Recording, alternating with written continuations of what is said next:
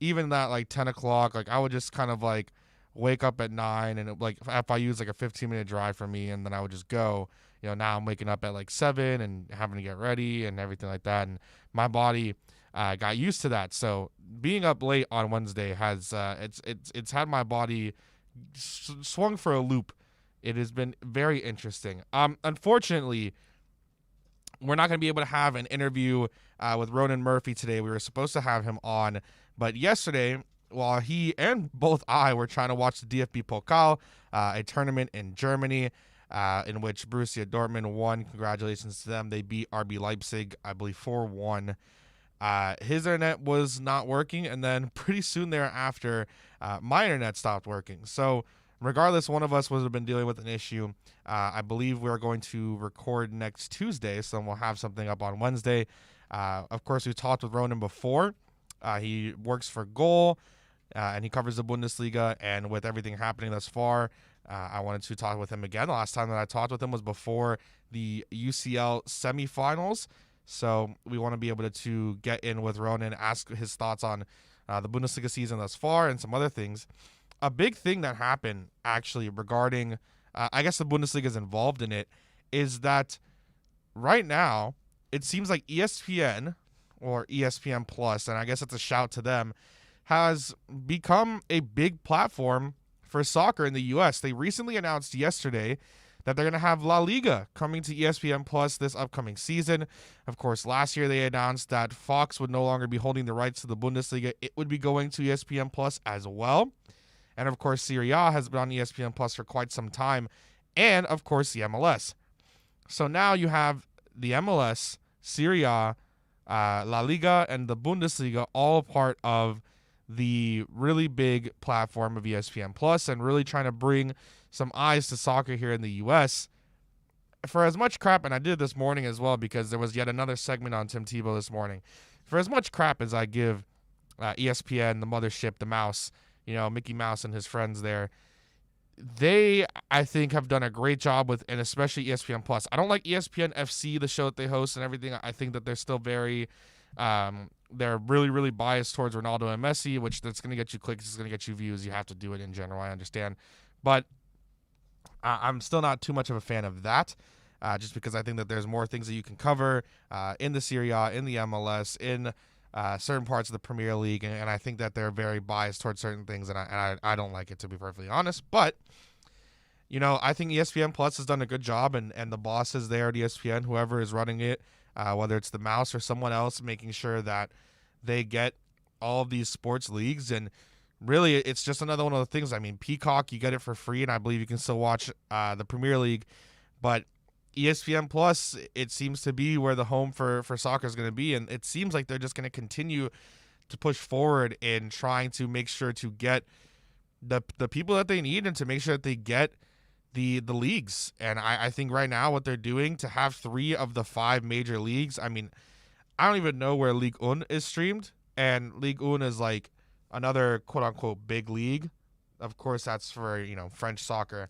I haven't even checked them on Ligue 1 in a while, but you look at these, like they have 3 of the 5 major European leagues right now in their belt, and it's a great job. Like, honestly, I think that they're doing a fantastic job.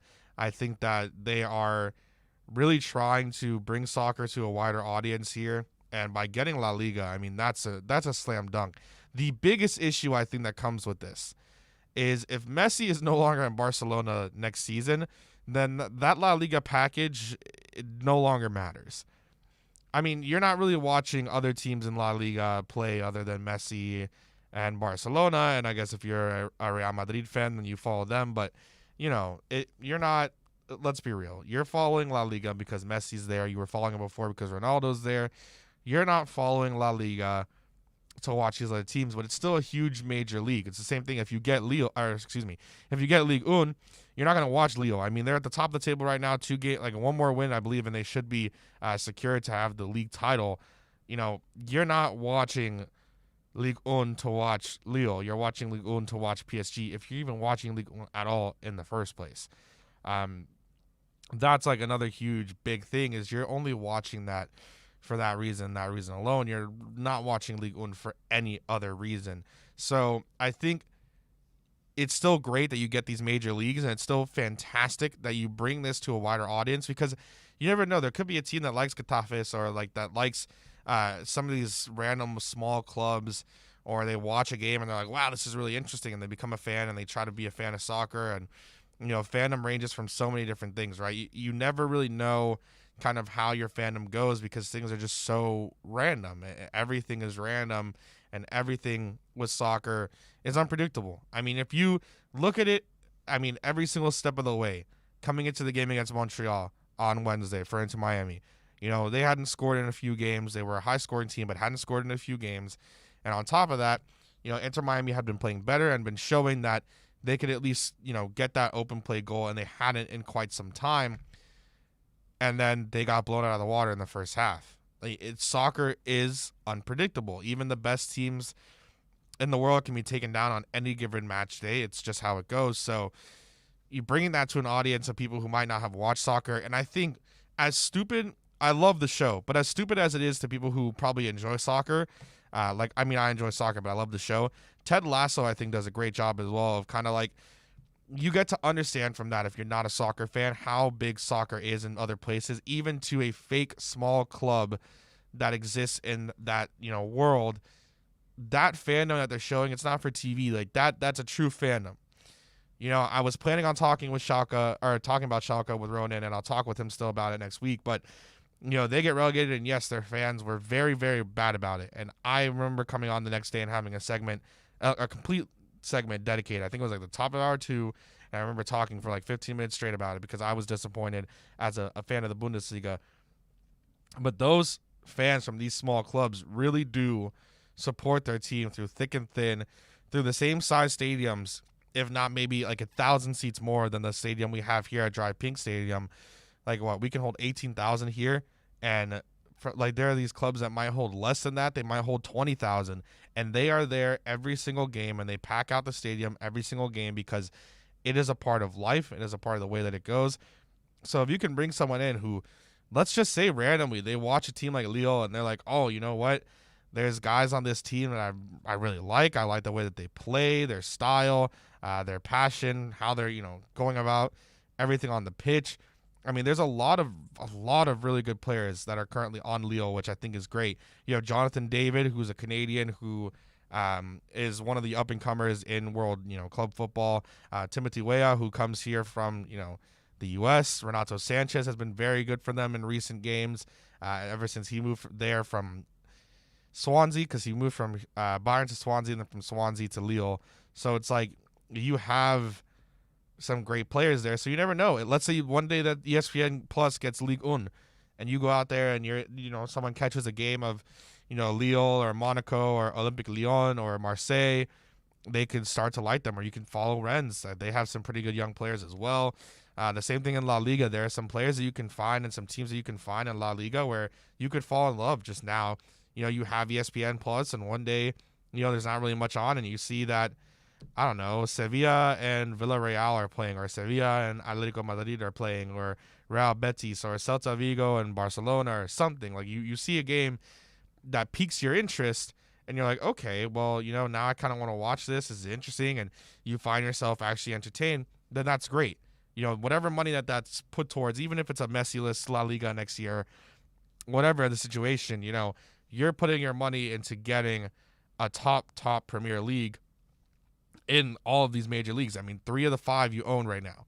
You own the rights to Serie A, you own the rights to the Bundesliga, and you own the rights to La Liga. It's fantastic for that situation to happen. I think that it's a great thing for them to go out there and get these packages. However, we come through and we have our morning here, and the man that makes everything work, Sean Stanley, host of the Square Circle Digest, here every single Saturday. Sean, how has your morning been? It's been okay.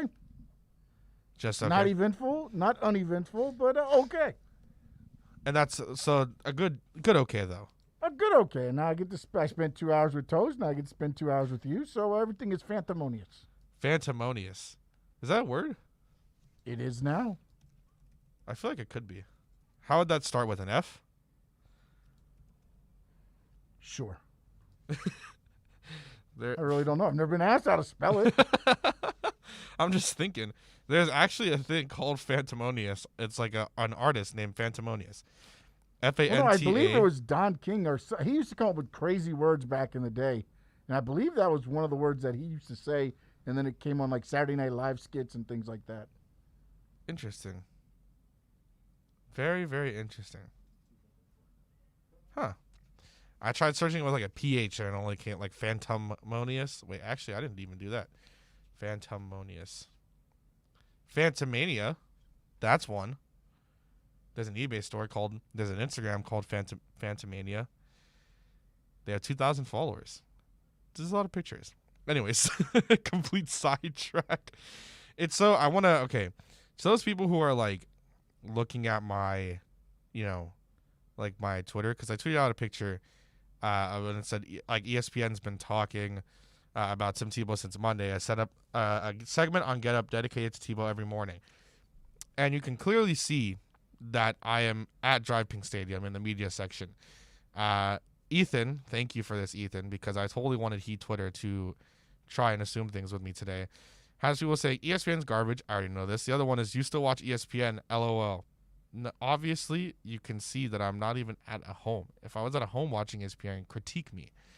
But ESPN is garbage. The only reason I know about ESPN is because it's on this TV. That TV is ESPN News, which isn't that bad. This one's ESPN. And they're still talking about Anthony Davis and LeBron James. Anyways, coming up next, we're going to have on Ira Winderman, a part of our Acura of Pembroke Pines Miami Heat reports, where you can find Ira here every single week on every single show. And usually we've had some consistency, and so he's been coming on pretty much every single Wednesday or Friday. Oh, my God. Every single Friday here on Kai's Corner. Again, that's the Acura of Pembroke Pines Miami Heat report. When news breaks, basketball fans know Onside Radio is the place to get the insight you need. Onside Radio, the only choice for the South Florida sports fan. If you're looking for a change from the everyday restaurant, then you need to get to Checkers Old Munchin German Restaurant in Pompano Beach. Brats, Wiener Schnitzel, homemade potato pancakes, pretzels with mustard, and lots of German beer. And with daily specials, there is something for everyone. If you're up for a challenge, you should take their famous boot tour. Finish 30 boots of different varieties of German beer, and you'll receive half price on their beer for life. And you'll get to take home your own boot and Checkers Old Munchin t-shirt. They also have outdoor seating available in their new beer garden with live music, as well as carry-out, curbside pickup, and delivery. So, for the finest German food and beer, get over to 2209 East Atlantic Boulevard in Pompano Beach. Follow them on Facebook and Instagram at Checkers Old Munchin Restaurant, or call them for reservations at 954-785-7565. That's 954-785-7565. We'll see you at Zagat-rated Checkers Old Munchin German Restaurant in Pompano Beach. If you're a Miami sports fan, then there's only one store to go to, and that's Caneswear at Miami Fanwear in Davie. They're your one-stop shop for all your Inter Miami CF, Canes, Dolphins, Panthers, and Marlins merchandise. They have hats, t-shirts, game day jerseys, and so much more. Located at 2511 South University Drive in Davie, and open 24/7 online at caneswear.com or intermiamiwear.com. Call them at 954-835-5597. Caneswear, the spot where Inter Miami and all Miami sports fans shop. WLESPN, broadcasting from a largely empty building. And we do sports. It's just not local. Shush, honey. Why is the building empty? Because whether it be budget cuts or stupid management, we fired almost everybody. Ooh, but we still have our job live and local. At least the building is. We've got your sports. South Florida's choice for sports talk. OnSideRadio.com. Be BYB Extreme Bare Knuckle Fighting Series presents BYP5. Saturday, May 15th at the Fair Expo Center at Tamiami Park. Meet Dada 5000. See bare knuckle brawlers fight live in BYB's patented triangle ring, the Trigon. The smallest and most confrontational ring in combat sports. Early action includes slap fights as seen on YouTube. Buy your tickets now at BYBtickets.com for BYB5. Saturday, May 15th. Doors open at 6 p.m. BYB is proudly sponsored by BMCHam.com. Your choice for gold and silver. BMCHam.com. Inter Miami fans, time to find out more about your favorite soccer team with OnsideRadio.com's IMCF Football Focus. Here's Austin Robillard. Inter Miami is set to take on FC Cincinnati away from home this Sunday after a loss to Montreal at Drive Pink Stadium shadows them, and they need to make an effort to come back and get back on the winning side of the football pitch. Miami and Cincinnati met one time last year in the last game of the 2020 MLS season. It was actually the game that Mikey Ambrose scored an absolute stunner in which Miami got to make the playoffs as the 10 seed and play the play-in match against Nashville. These two clubs have both struggled since coming into MLS as expansion sides, and they will look to get on track in the 2021 season against each other this Sunday in Cincinnati. Keep up with the latest on La Rosa Negra by subscribing on most platforms. Search Onside Radio.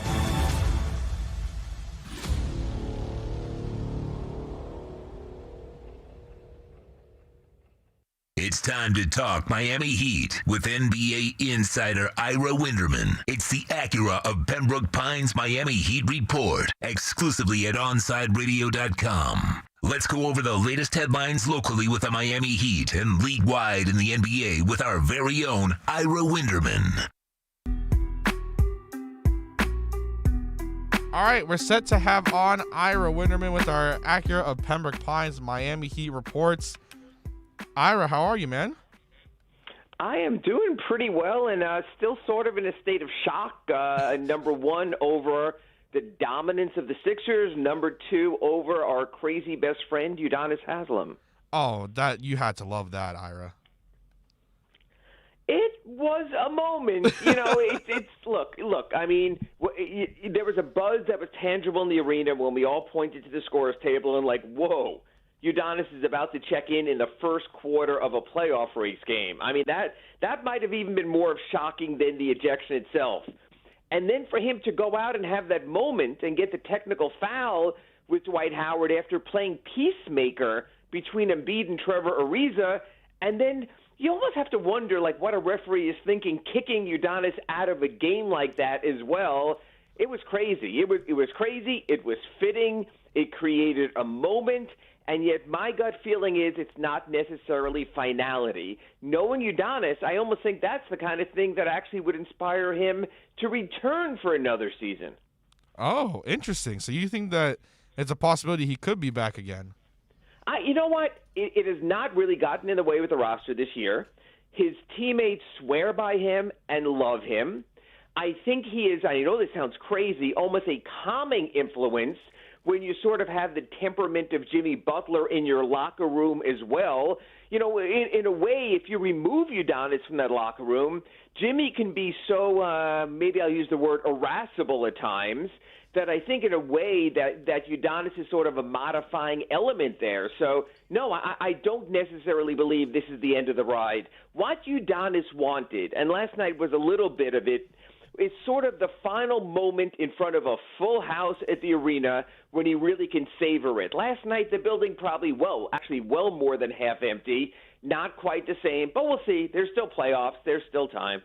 All right, well, the Heat, Ira, I mean, I feel like for weeks now we've been talking about how, they're going to end up into a play-in game. And even, last week we said it'll be big to see what happens with the two Celtics games. I believe you said you expected them to split. They Correct. came out and they won both of them, and in handied fashion. Of course, the second half in the first one was not too great, but I mean, they beat the Celtics, and now the Celtics are down in that 7th spot. It seems like the Heat are going to finish in 5. They'll end up playing the Hawks in that first round. I know you said you're surprised as you came in. Is it that surprising as well now, knowing that the Heat really avoided the play-in game? Well, I mean, obviously, they had not swept one of those baseball-type series all season where they played in the same city against the same opponent in a consecutive game. So to wait to the last opportunity and do it obviously was a surprise there. The fact that they've had these 20-point leads now in games against the Celtics and the Sixers is really a sign, or an indication of a team finding themselves. But I got to tell you, I'm not as sold as some people are as, they're going to finish fifth. Because unless they win their final 2 games, I don't think they will finish fifth. If they don't win in Milwaukee tomorrow night, then I think there's a very good chance the Knicks win their final 2 against Charlotte and against a Boston team that will play no one on Sunday. So I think it's make or break for the Heat in Milwaukee on Saturday. And keep in mind, Milwaukee is still playing for the number 2 seed and home court against Brooklyn in the second round. I think the Heat's going to finish 6th. I think Milwaukee might be too much of a test if they play their full roster in Milwaukee. So let's look at the scenarios. For Atlanta to clinch number 4 in home court in the 4-5 series, all they have to do is beat the Houston Rockets on Sunday. Houston is the worst team in the NBA. Working to the advantage a little of the Heat is this. Houston doesn't have to protect lottery position. They have the worst record before. They'll have the worst record after that game. But they're also still the Rockets. So let's all agree, I think, that we're going to put the Atlanta Hawks at number 4. All Atlanta has to do is win that game, and at least they're positioned for that. Then you get the Heat situation. Like I mentioned, they're playing Milwaukee. Milwaukee needs to win that game if they want to finish, number 2 and have home court in the second round of the playoffs. So I think Milwaukee's all in on that game, even if it risks a possible first-round series against the Heat. I think they have bigger thoughts than who they play in the first round. So for the Heat to wind up in a 4-5 series, they probably will have to win at Milwaukee and then the final game of the regular season against Detroit, which is protecting lottery position. Then you have the Knicks, and to me, this is the swing game of all of this. The Knicks are hosting the Charlotte Hornets on Saturday afternoon before the Heat play the Bucks. Charlotte is in very precarious position of not only being on the road in the 7-8 playoff game, but possibly falling out of the 7-8 and having to win twice. So I think the last desperate opponent of that second-tier teams is Charlotte. We'll know a lot more about the Heat's race after the 1 p.m. game Saturday between Charlotte and New York. If the Knicks lose that game and the Heat win in Milwaukee on Saturday night, it makes all of Sunday moot. The problem is this. If the Knicks win on Saturday against Charlotte, and let's say the Heat lose, or no matter the Heat result, the Knicks on Sunday are going to play a Celtics team that is going to be 2 days from a play-in game. There is no chance in heck that Brad Stevens is playing any one of his major players. It is going to be the Taco Fall and Tremont Waters game. They're going to play guys you've never heard of. So I think that's almost a gimme on national television for the Knicks on Sunday. I know this is long-winded, but what I'm saying is the Heat still have work ahead. Right, and I think that, I guess that's the same assumption right now is that, the Heat would finish there. But you obviously make a great point there. And when you look at the games and you look at how everything swings, there's a lot that still is yet to be determined. But it's good that they at least finish outside of the play-in game. I mean, they at least did something that not a lot of people were really expecting.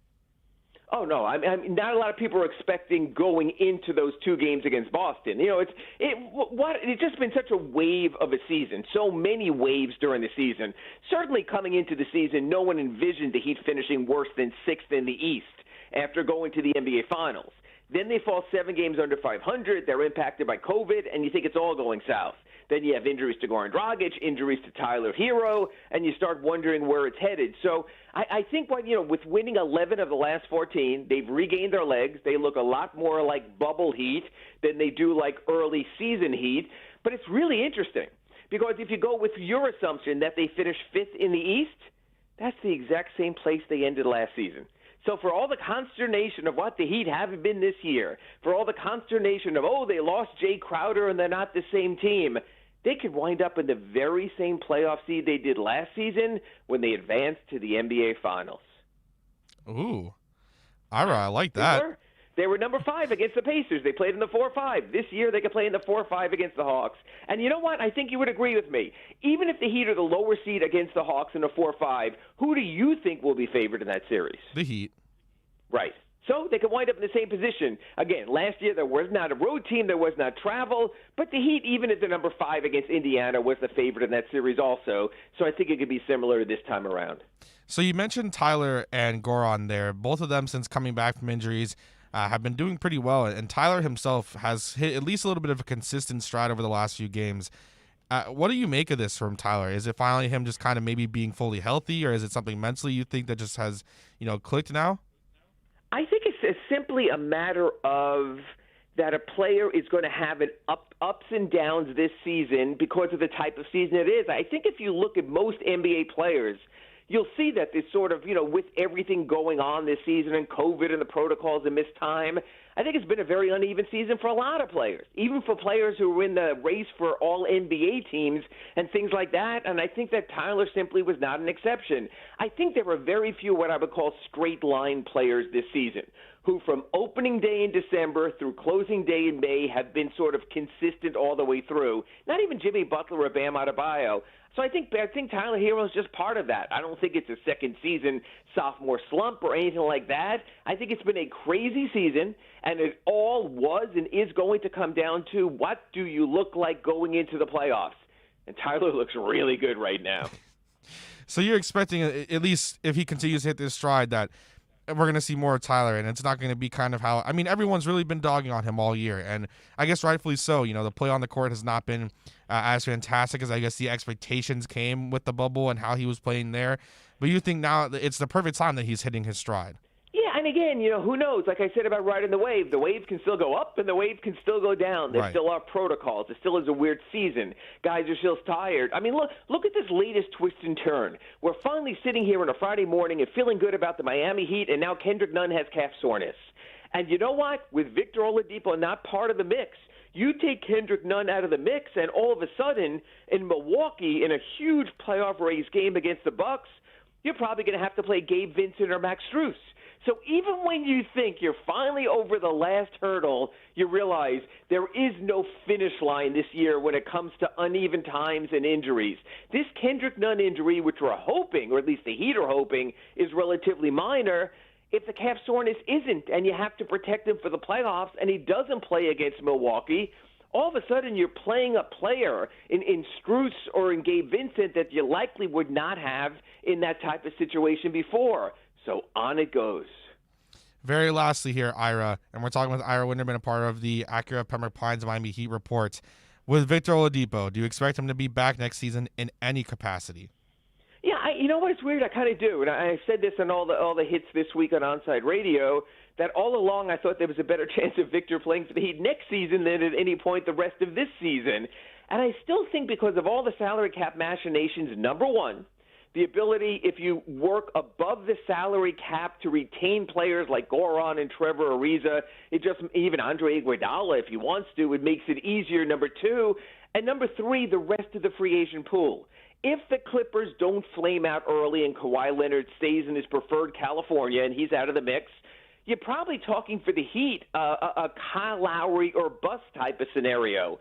And the way they have to protect themselves in restricted free agency with Duncan Robinson and Kendrick Nunn with larger than expected $4.7 million qualifying offers, the Heat could have as little, and I know it sounds relative, as $20 million in free agency, and that's probably not enough to get you Kyle Lowry unless you do some sort of sign and trade. So you know what? Victor Oladipo might be the best option out of a limited number of options for the Heat in the offseason.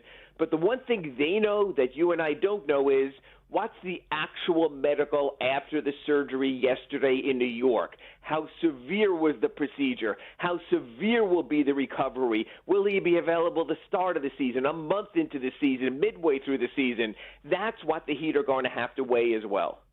Ira, thank you so much for coming on, man. I hope you enjoy your weekend as well, as you have two huge games for the Miami Heat to cover, and hopefully they finish in fifth. And then next week we're talking about the playoffs and when they begin. Again, this is Ira Winderman, a part of our Acura Pembroke Pines Miami Heat report. Ira, have a great day, man. Hey, hopefully the Heat take the fifth. Thanks. No problem. When news breaks, basketball fans, you know Onside Radio is the place to be. You can come hear Ira Winderman every single week. This is OnsideRadio.com. This has been the Acura of Pembroke Pines Miami Heat Report with Ira Winderman. Visit Craig Zinn's Acura of Pembroke Pines at 15601 Pines Boulevard. Come experience the oasis that customers deserve and the dealership that earned Dealer Rater's 2020 Consumer Satisfaction Award at Acura of Pembroke Pines. This is how we do it.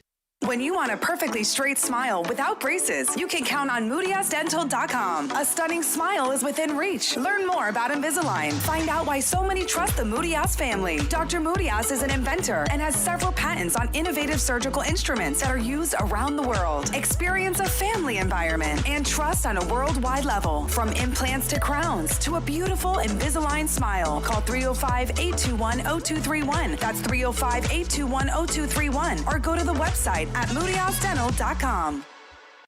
Sports fans love a place with great food, cold drinks, and TVs everywhere. That's why sports fans love Sports Grill and their 7 amazing locations. Check out the Miami Lakes location at 15462 Northwest 77th Court, located in the Ryan Oaks Plaza. Sports Grill is also now offering some great employment opportunities. All kinds of positions are now available, from kitchen to hosting. Call for more information at 305-485-8845. From wraps to salads to amazingly delicious specialty dishes, Sports Grill is the home to the legendary special grilled wings. Since 1987, Sports Grill, good food, good drink, and good friends. WLESPN. We've got all your sports. We're live and local. If you wake up early enough. You're so bad, honey. Tune us in, as long as you're not under a bridge. Or under any power line. Ain't it awful? South Florida's choice for sports talk. OnSideRadio.com. Hey, it's Toast. Last year when I had PGT custom windows and doors installed at my house by B&T Windows and Doors, I knew about the hurricane protection. What I didn't know? The silence. Oh my goodness, my house is so quiet now. One of those cars goes tearing down the street with the crazy loud muffler. Yeah, I don't hear it anymore. It's unbelievable. I didn't realize how noisy my house was beforehand. You've got to get PGT custom windows and doors installed in your pad today. Call B&T Windows and Doors, 954-233-0126. That's 954-233-0126.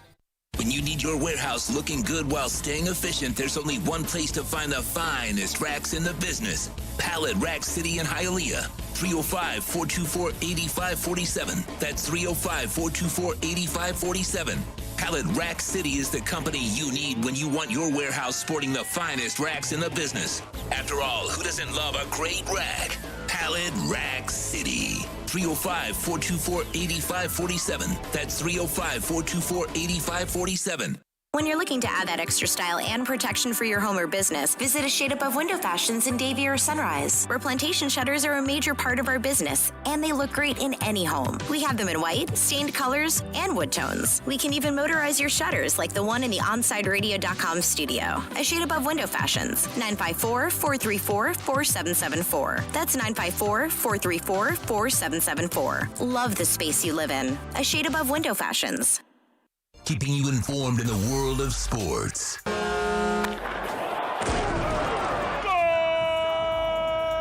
With an OnSideRadio.com sports update.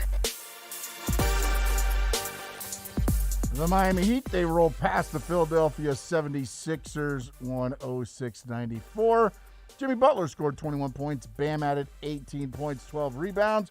The OG, Udonis Haslem, got into the game for the best 3 minutes of the Heat season so far.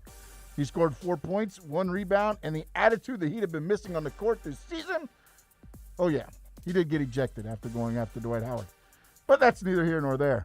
The Heat, they're in Milwaukee tomorrow night. Tip-off 8 p.m. The Marlins, they split the 4-game series with the D-backs. After a 5-1 win last night, they head to Los Angeles. It's a weekend series with the Dodgers. First pitch tonight is 10:10. Alcantara taking on Kershaw. And, of course, Inter Miami CF, their next match Sunday, 4 p.m. in Cincinnati. That means your pregame coverage will get started at 3 o'clock with Big O and Alex Dono live from Dangerous Minds Brewing in Pompano. I believe you'll see Kai and Austin Robillard there as well. Call the game at 4 o'clock with Chris Whittingham, Thomas Rongan, and Fernando Fiore. You're listening to South Florida's only locally owned sports talk station. You're listening to OnSideRadio.com.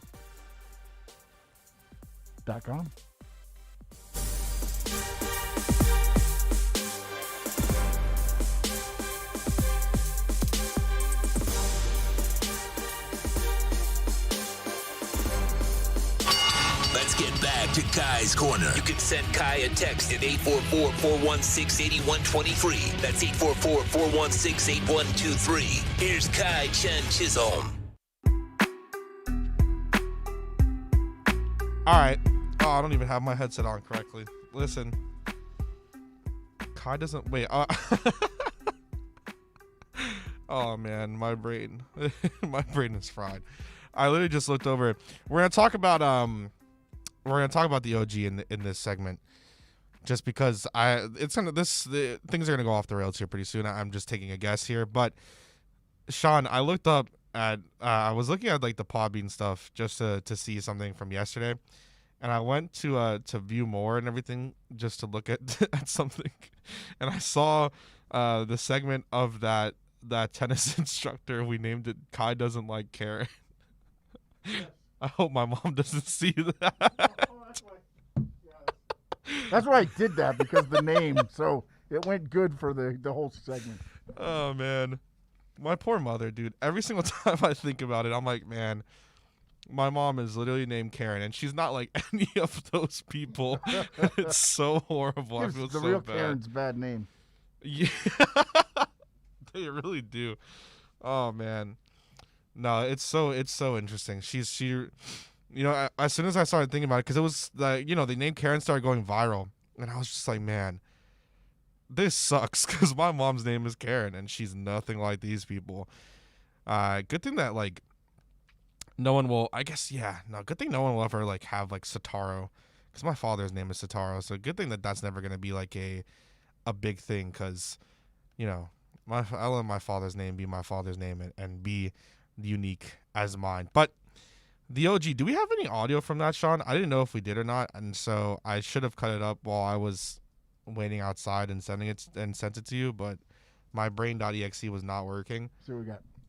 Do we have some audio from the stuff last night? Let me see. All right, we're gonna see if we have anything. But the OG Udonis Haslem yesterday, and we touched on it a little bit with Ira there. It's just what a Udonis has, and he said it himself. If it was his last time, Udonis Haslem goes out the only way that Udonis Haslem could ever go out. It's funny. Even Jimmy said, I love confrontation, altercation, all that good stuff. I feed off of it. We feed off of it. I encourage it. It's just, again, it's the only way that Udonis could have gone out. If it's the last time you ever see him, it's Udonis. And he carries this city on, the back of his back. Udonis Haslem, there were so many tweets coming out, and I think Ethan did one as well, where it was how do you see certain people, is Udonis Haslem one of the biggest guys here that'll ever be, thought of in Miami? And you think about it, because it's how would you put up, Dwayne Wade? Would he be the biggest Miami icon, or Marino? And I think maybe people are overreacting, because that's just what we do. It's Twitter. It's everything along those lines. But, I just think I don't know. I think it's so funny to me. It's that Udonis Haslem is the OG. He is culture. He is the GOAT. And obviously D Wade, nothing will ever compare with D Wade. But UD is just the guy. It's proud, one, that he's from Miami, Florida, and then two, that he's a Florida Gator. Because man, that's my guy right there. Udonis Haslem is probably the only. You see, that's another interesting question. Is Udonis Haslem the only Florida Gator that Miami fans could ever appreciate and enjoy? And that's because he's from here. That should. Oh, yes. Damn! I wish I had the polls. I wish I put up a poll today. That would have been a great question. But you say yes. It's got to be the only one. There's no way. There's no other UF. There is no other UF person that I think anyone looks at and they're like, "Yep, yeah." Well, not here in Miami. I mean, I'm sure everywhere else, but no. Yeah, because everyone hates UF, but just because they probably don't even remember that he was UF. Yeah, everybody sees him as Miami Heat. I had to double check myself yesterday because I was in tweet. I was like, "Yeah, that's my guy, Florida Gator, Udonis Haslem," and I was like, "Wait a second, Let me double check. I'm like, I know that he went to 4 Final Fours or 3 Final Fours with UF. And I was like, but let me double check in case my brain is not working because I was just so tired. But yeah, he is UF. It was a smart move by Spoelstra last night, really. Oh, yeah, of course. The game was getting chippy.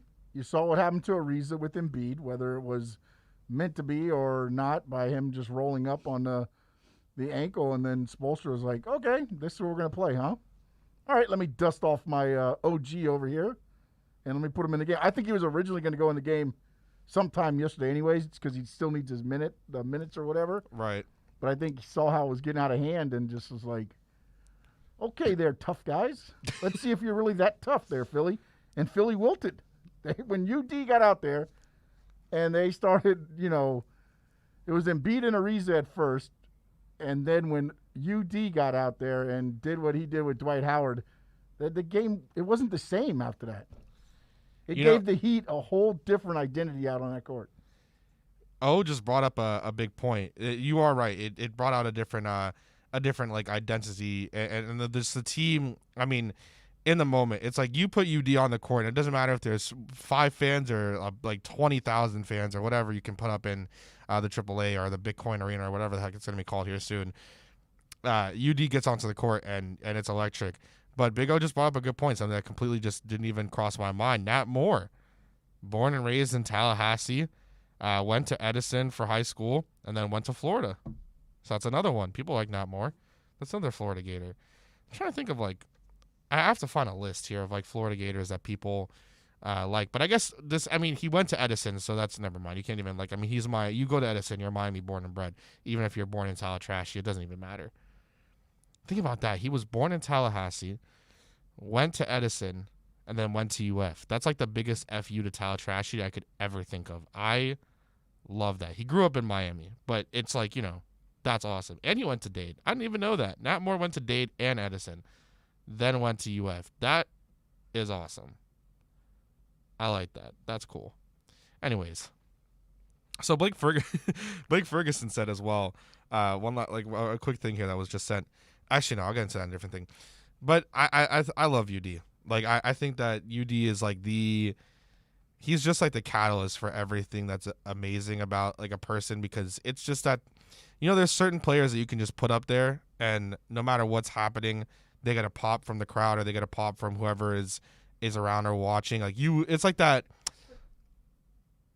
gif of yeah, but that's one thing. But it's the pop that he gives the team. Oh, yeah. No, I know. When he got on the court, you could just see it just – I don't know. I don't know if it's whether it's just that everybody could puff out their chest a little bit more or whatever else. But it just seemed like at that point you had Ariza was already ready to go. Then you throw UD out there. He's ready to go.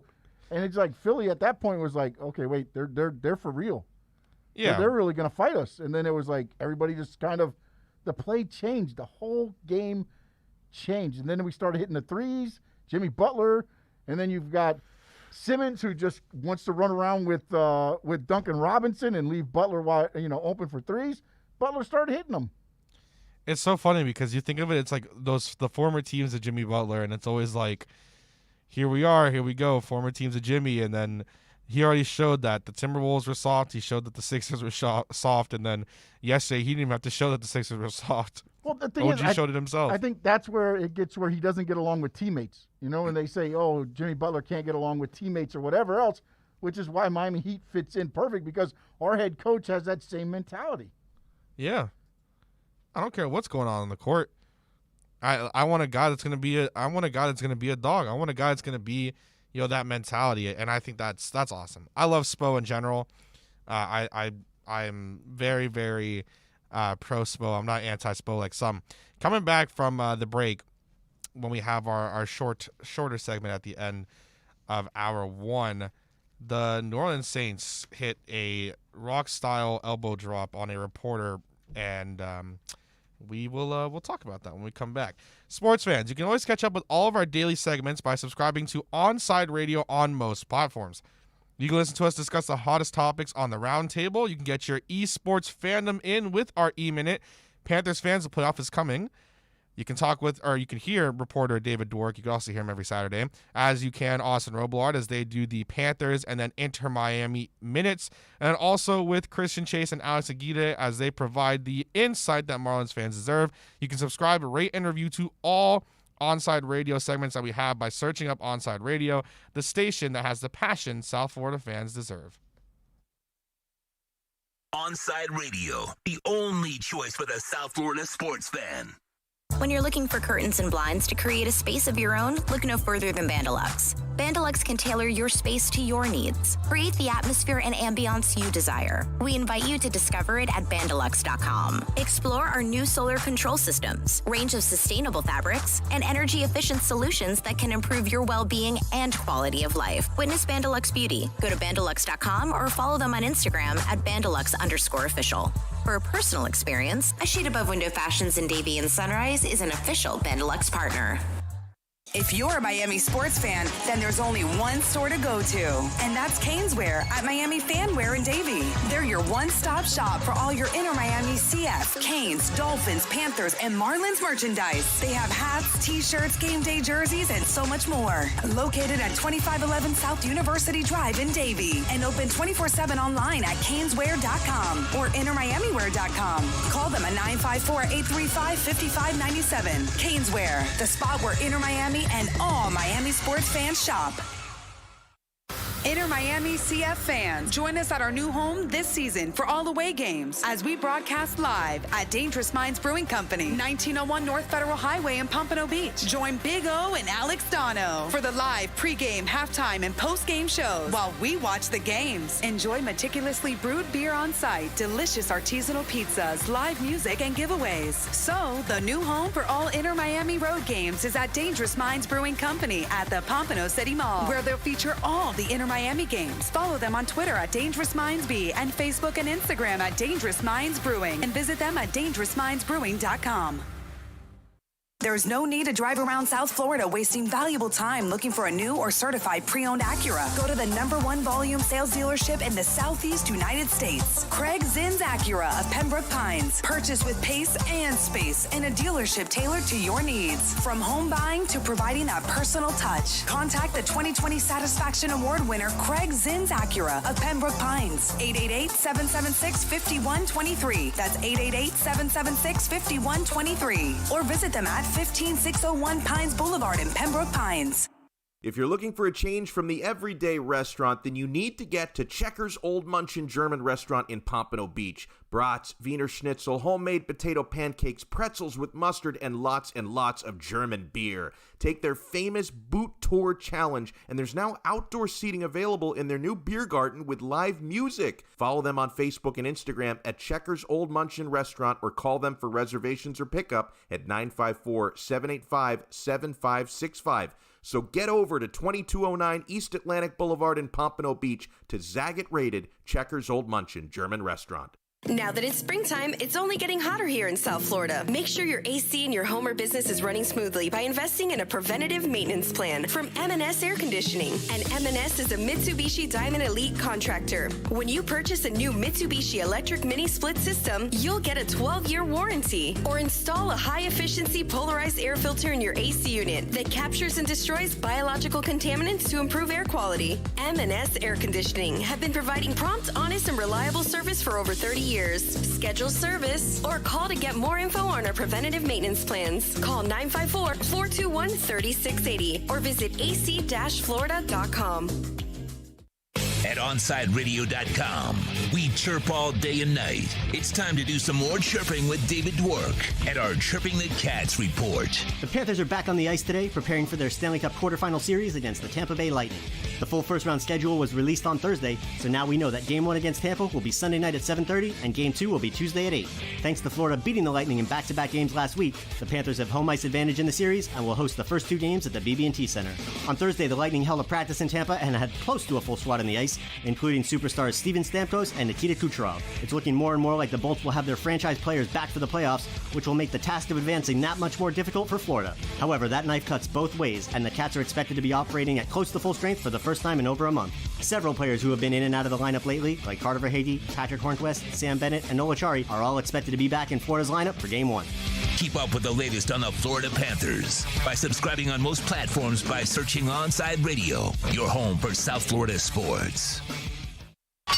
Let's get back to Kai's Corner. You can send Kai a text at 844-416-8123. That's 844-416-8123. Here's Kai Chen Chisholm.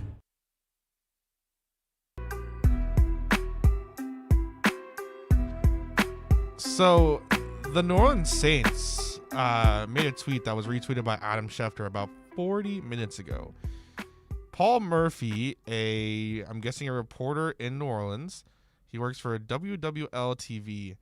It's a CBS affiliate in New Orleans. So, he tweeted out that he was going to have a story up saying, if you plan to watch the Saints play in the Superdome this upcoming season, you may have to show proof of COVID-19 vaccination.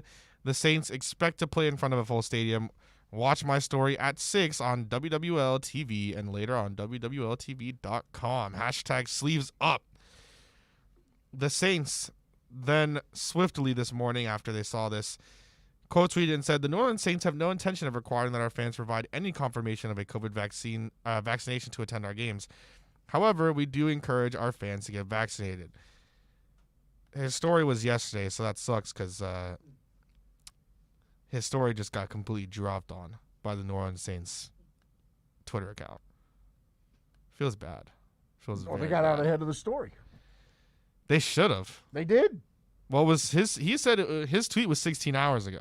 Oh, it dropped last night. Yesterday. Maybe if they must have seen the report and wanted to correct it. Probably. Yeah. Very interesting stuff there.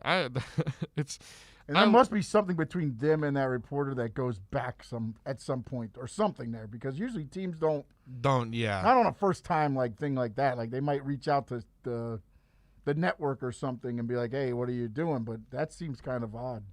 Yeah, I mean they quote tweeted his personal tweet. Although on the Twitter. Teams have gotten a lot more brazen on social media than before. Teams are not afraid to go at you. Yeah, no, their social media teams are good now. And this dude, for whatever he got his report from, he is getting torn apart on his Twitter feed. One of them saying he made this up. Another one saying, and who told you this, or did you make something up? Remember the days when reporters gathered facts before reporting on a story? He is getting torn apart on Twitter. So whatever intention the Saints had, they elbow drop on this dude 100% because damn, that's more than an elbow drop. And it was a very nice tweet too. Like it wasn't like this report is false. It was just, hey, this is the real thing that's gonna happen. We encourage people to get vaccinated, however, and that was it. Like dropping the mic, you know? No, again, like I said, I think in today's world, teams allow their social media more reign. It used to be kind of like, in a way, it's almost like social media, the platform of those teams are cut off of the other areas of the team. Because you'll see social media is kind of, their graphics and things go with the team. But what they're saying sometimes are opposite of what, maybe the team is feeling, and they're allowing their social medias to talk for them. Oh, yeah, no, the social media accounts for these teams have gotten very, very interesting, and I think I love it. Like, I think they're finally, it's like some personality. But ultimately, somebody's going to slip up and say one thing wrong. Oh, for sure. And then somebody's going to have to answer for it, though, too. Yeah. No, it's going to happen where something's going to go wrong, and then someone will, like you said, someone will have to answer for it. Someone will get fired, and maybe there's a ripple, effect where some teams stop allowing their social media platforms to be outgoing. And I think it all started with Wendy's. I know it's not sports, but I think that's really where it started. Is like the Wendy's Twitter account started going at people, and then Wendy's was just like, listen, it is what it is. And I think it allowed other companies to be like, all right, well, Wendy's is doing this. Well, it allows you to interact more with fans, right? Yeah, when you're doing that way, because when you're just sending out information, yes, the fans are looking at it, but they're not interacting with that. When you're starting to do things like where you're going after reporters or you're putting something going after another team, then it becomes more interactive for fans. Yeah, Yes, it does. All right, well, we're going to round out hour number 1 here before we get into hour number 2. We're going to have on Josh Houts at 11:20. We will talk to him. He recently also did the right thing, so he was a little bit tired, but got back to me yesterday just before I went to sleep. So I'm excited to have essentially my brother on to talk some Miami Dolphins and just everything in general. I mean, he should be happy as Borussia Dortmund won the DFB Pokal, so finally in his life he has a reason to cheer on a team that actually won something that's not going to matter next year. Every Saturday at 11 a.m., soccer fans can connect with Austin Roblard and Red Card Radio. From the Premiership to the MLS, catch up with your favorite team, including our very own Inter Miami CF. Listen to Red Card Radio every Saturday from 11 a.m. to 1 with Austin Roblard, exclusively here at OnsideRadio.com. Now that it's springtime, it's only getting hotter here in South Florida. Make sure your AC in your home or business is running smoothly by investing in a preventative maintenance plan from M&S Air Conditioning. And M&S is a Mitsubishi Diamond Elite contractor. When you purchase a new Mitsubishi electric mini split system, you'll get a 12-year warranty. Or install a high-efficiency polarized air filter in your AC unit that captures and destroys biological contaminants to improve air quality. M&S Air Conditioning have been providing prompt, honest, and reliable service for over 30 years. Schedule service or call to get more info on our preventative maintenance plans. Call 954-421-3680 or visit ac-florida.com. Papa, why can't we telegraph while riding a horse? Son, there ain't no one to blame but Jeffro. He was riding old Betsy the Stallion, tip-tapping away at his telegraph when blam! Ran right into the side of the saloon. Well, if Jeffro can't do it, neither should you. Don't text and drive. Visit StopTextStopWrecks.org. A message brought to you by the National Highway Traffic Safety Administration, Project Yellow Light, and the Ad Council. Welcome to OnSideRadio.com. Broadcasting from South Florida to the world. No station in South Florida provides more live and local sports talk. This is like rock and roll with no music. Follow us on social media at OnSide Radio. Hey, what's up? It's Toast, and I've been telling you guys all about my buddies over at B&T Windows and Doors. And some of you said, hey, listen, Toast, I'd love to get PGT custom windows and doors installed, but funds are a little tight right now. No problem, bro. Y Green. You can finance it with B&T Windows and Doors through Y Green, so you can still get your PGT custom windows and doors installed. And yeah, you're not going to have to put anything down. It's awesome. That's the way I got mine installed. Call B&T Windows and Doors today. They'll tell you all about Y Green and how to finance your windows. 954-233-0126. That's 954-233-0126. Let's raise a cup to the first among us who put themselves last. To the risk takers, the mask makers, the heroes on the front line and online. To the ones keeping shelves full and keeping us hopeful. To those who don't stop and those making all the stops. To the ones who pick up, suit up, and never let us down. From all of us at Dunkin' to all the heroes keeping everyone running, we thank you. OnSideRadio.com knows gamers need a home. Can you dig it? That's why for the next 60 seconds, Can you count, suckers? here's your OnSide Radio E-Report with Kai Chen Chisholm. It feels like it's becoming a weekly thing, but congratulations are in order to 100 Thieves as they have brought in yet another female content creator to their team, welcoming in Foosley, also known as Leslie. She comes in after being yet another signee for 100 Thieves in the community and bringing on women streamers. Foosley's popularity grew, as did Among Us. As the game grew, she grew, and along with a lot of people on the offline TV roster and then just the friends and community they built, she started to gain a very, very large platform on Twitch. Foosley already joins a very talented group of female content creators for 100 Thieves, featuring Brooke AB, Kaide, Valkyrie, and Nico Lowell, with Valkyrie coming in as a co-owner and wanting to seemingly bring on a lot of female streamers as well. I wouldn't be too shocked if a lot more come along. Congratulations in order to Foosley. Stay in touch in the world of gaming with the OnSide Radio E-Report. It's time for Kai's Corner on OnSideRadio.com. To talk to Kai, dial 888-441-4623. That's 888-441-4623. To reach out on the text line, it's 844-416-8123. That's 844-416-8123. Here's Kai Chen Chisholm on your home for sports talk, OnSideRadio.com. Hour number 2, and a good morning to all that are joining on here at OnSideRadio.com and Kai's Corner. I, of course, am that man, Kai Chen Chisholm. You can find me on Twitter at Samurai Radio. That's at SAMURAI. Oh my God, brain.exe not working. At SAMURAIIRADIO.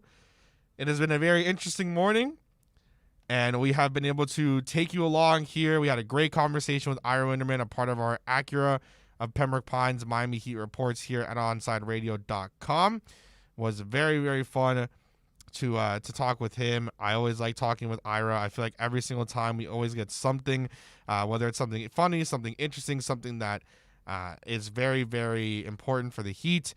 I always like talking with Ira. I think he does a fantastic job in general. So we were able to talk with him. It was very, very fun.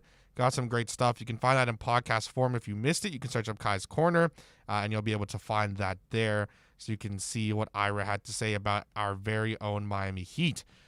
A couple things regarding numbers here as we get into hour 2 of the show. Just a reminder, we'll talk with Josh Houts coming up in the next segment, of course, also known as Houts. It's always so weird when I have him on because I feel like I know, like I call him Joshua just because it's like a messing thing. Like I call, for those in Dolphins Nation that know, I call Matthew Kanata Matthias, and so that's why I always go out and I call him Matthias. Like Mattau with the 2 dots over it and the HS. So it's just a thing. So it's always weird when I have Houts on because I'm always like, I call him Joshua, but everyone knows him as Houts. Then also sometimes Josh. It's a very weird thing. But anyways, we're going to have him on in the next segment just as a reminder for everybody. So stick around so you can hear my guy Josh Houts come on and talk with us.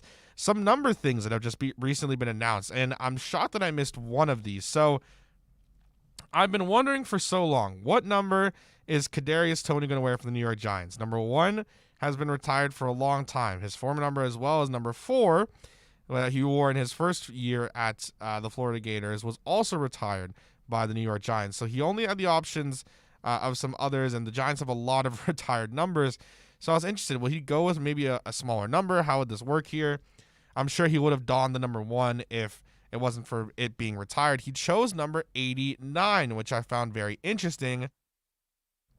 And at the same time, I'm not too happy with it. Like, I don't know. I look at the picture they posted, and it just, 89 looks real ugly. Azeez Ojulari chose 51. I think that looks cool.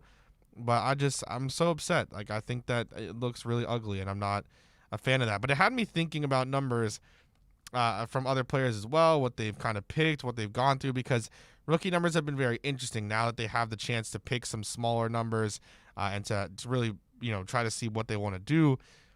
Something else that was sent into the chat, and I mentioned it because that got me thinking as well. It's just a lot of things bouncing around in my brain today with how everything. It's just a mush of like things. It's like, when they talk about, I don't know if maybe this is just a me thing. I guess Orlando or Dono, if you're listening, if you guys could let me know, because I honestly, or anyone else who's of the older generation, not saying old like you're old, anyways, this is going to get this, anyways, there's this thing now, I guess, with the people in my generation, like the adults or kids or whatever, where it's talks about like the one brain cell. It's like, I just got this one brain cell bouncing around and jumping through my head. That's how I kind of feel like it is right now. I have a brain cell that's just one of them just bouncing around and jumping around in my head right now as we try to get through the rest of this week and then come out strong and firing like we are. I mean, we're still firing right now. We're coming out still strong today, but strong on Monday. Anyways, you get the point. So it had me thinking about all this stuff. Blake Ferguson recently said that he's going to be rocking number 44, as we all know. Changed from 50 to 44. He said there are many folks who have paid their hard-earned money to buy his jersey, so he wants to make it right. He said if you've bought a number 50 Blake Ferguson jersey, send him a picture of it, and he'll replace it with a number 44, no questions asked. The question that I have here is, who buys the number 50 jersey of a long snapper? There's no way that a lot of people spent their hard-earned money, Blake, to buy the long snapper number.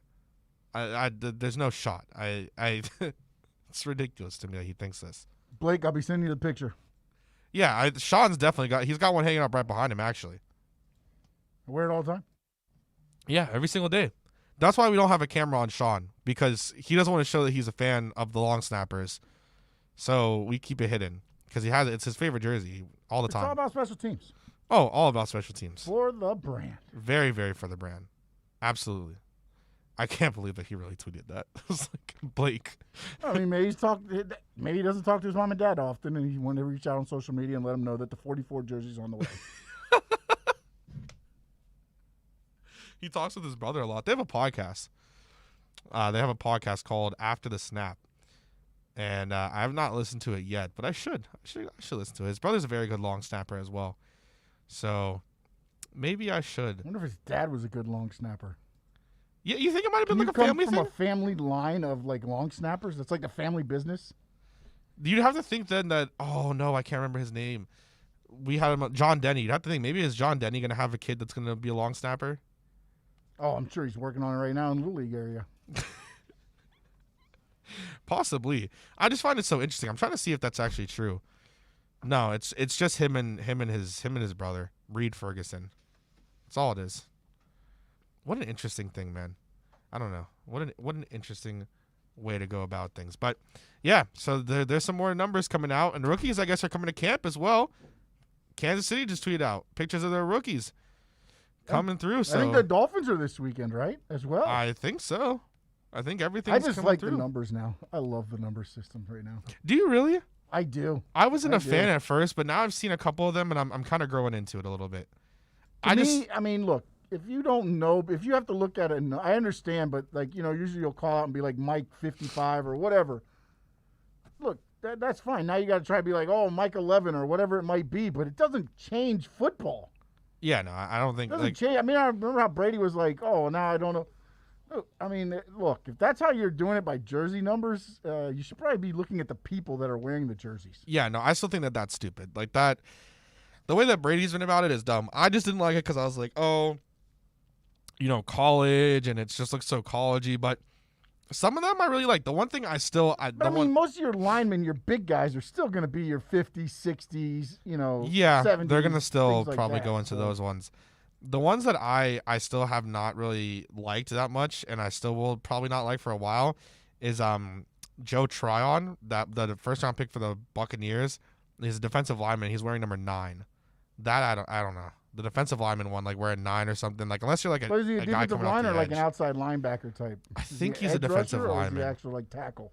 I believe he's a defensive lineman. I could be wrong here. I'll have to search this up, but I'm pretty sure that he's a defensive Who lineman. started that with the defensive tackles with 9? Because I remember there's a lot of big guys that used to wear the number 9.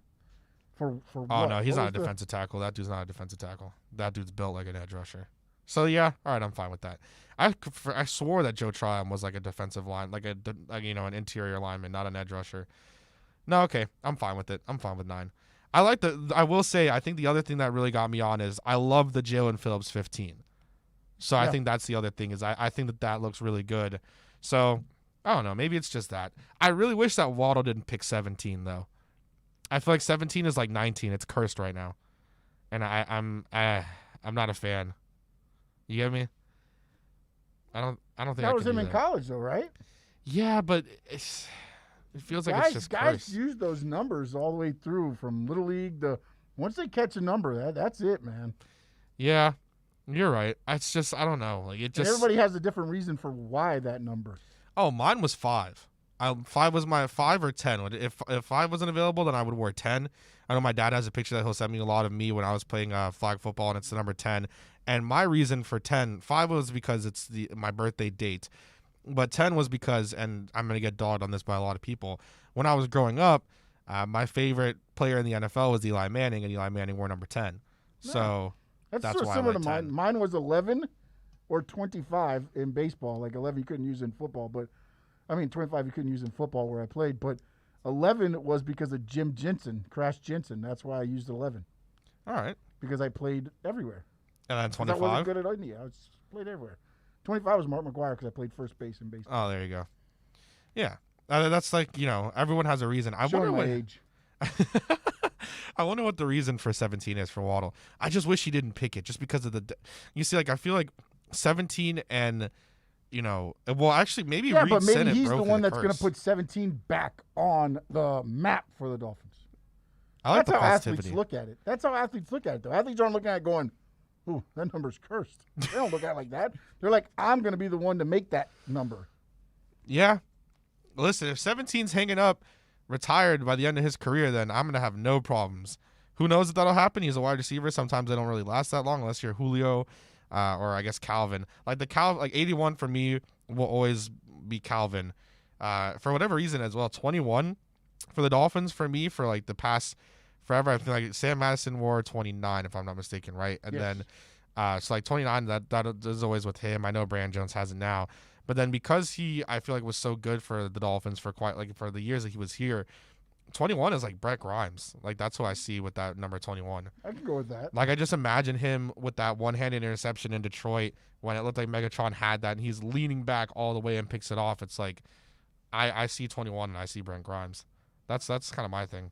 And then 17, like I see 17 and I see Ryan Tannehill. Not that Tannehill was ever bad, but I feel like it's like a curse.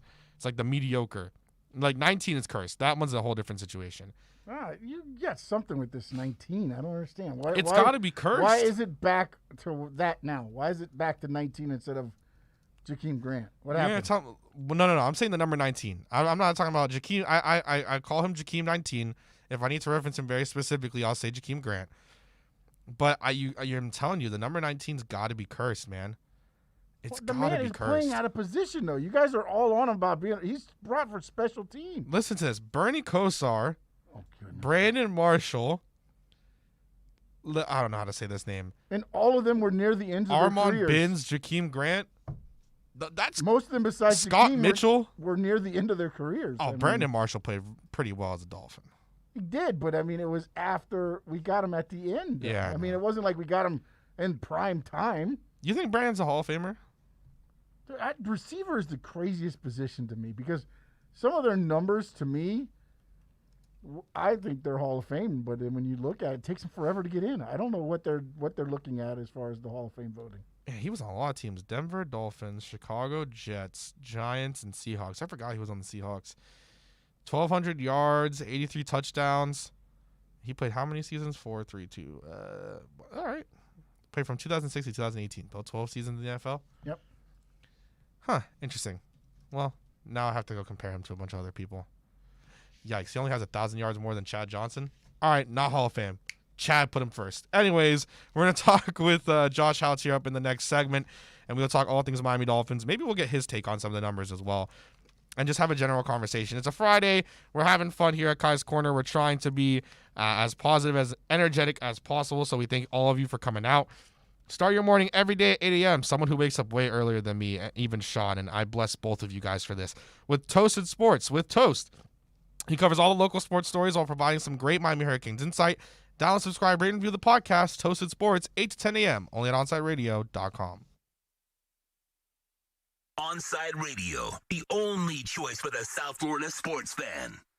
If you're looking for a change from the everyday restaurant, then you need to get to Checkers Old Munchin German Restaurant in Pompano Beach. Brats, Wiener Schnitzel, homemade potato pancakes, pretzels with mustard, and lots of German beer. And with daily specials, there is something for everyone. If you're up for a challenge, you should take their famous boot tour. Finish 30 boots of different varieties of German beer, and you'll receive half price on their beer for life. And you'll get to take home your own boot and Checkers Old Munchin t-shirt. They also have outdoor seating available in their new beer garden with live music, as well as carry-out, curbside pickup, and delivery. So, for the finest German food and beer, get over to 2209 East Atlantic Boulevard in Pompano Beach. Follow them on Facebook and Instagram at Checkers Old Munchin Restaurant, or call them for reservations at 954-785-7565. That's 954-785-7565. We'll see you at Zagat Rated Checkers Old Munchin German Restaurant in Pompano Beach. If you're a Miami sports fan, then there's only one store to go to, and that's Caneswear at Miami Fanwear in Davie. They're your one-stop shop for all your inner Miami CF, Canes, Dolphins, Panthers, and Marlins merchandise. They have hats, t-shirts, game day jerseys, and so much more. Located at 2511 South University Drive in Davie, and open 24/7 online at caneswear.com or innermiamiwear.com. Call them at 954-835-5597. Caneswear, the spot where inner Miami and all Miami sports fans shop. WLESPN, broadcasting from a largely empty building. And we do sports. It's just not local. Shush, honey. Why is the building empty? Because whether it be budget cuts or stupid management, we fired almost everybody. Ooh, but we still have our job nice and local. At least the building is. We've got your sports. South Florida's choice for sports talk. OnSideRadio.com. BYB Extreme Bare Knuckle Fighting Series presents BYP 5. Saturday, May 15th at the Fair Expo Center at Tamiami Park. Meet Dada 5000. See bare knuckle brawlers fight live in BYB's patented triangle ring. The Trigon. The smallest and most confrontational ring in combat sports. Early action includes slap fights as seen on YouTube. Buy your tickets now at BYBtickets.com for BYB 5. Saturday, May 15th. Doors open at 6 p.m. BYB is proudly sponsored by BMCHam.com. Your choice for gold and silver. BMCHam.com. Inter Miami fans, time to find out more about your favorite soccer team with OnSideRadio.com's IMCF Football Focus. Here's Austin Robillard. Inter Miami is set to take on FC Cincinnati away from home this Sunday after a loss to Montreal at Drive Pink Stadium shadows them, and they need to make an effort to come back and get back on the winning side of the football pitch. Miami and Cincinnati met one time last year in the last game of the 2020 MLS season. It was actually the game that Mikey Ambrose scored an absolute stunner in which Miami got to make the playoffs as the 10 seed and play the play-in match against Nashville. These two clubs have both struggled since coming into MLS as expansion sides, and they will look to get on track in the 2021 season against each other this Sunday in Cincinnati. Keep up with the latest on La Rosa Negra by subscribing on most platforms. Search Onside Radio.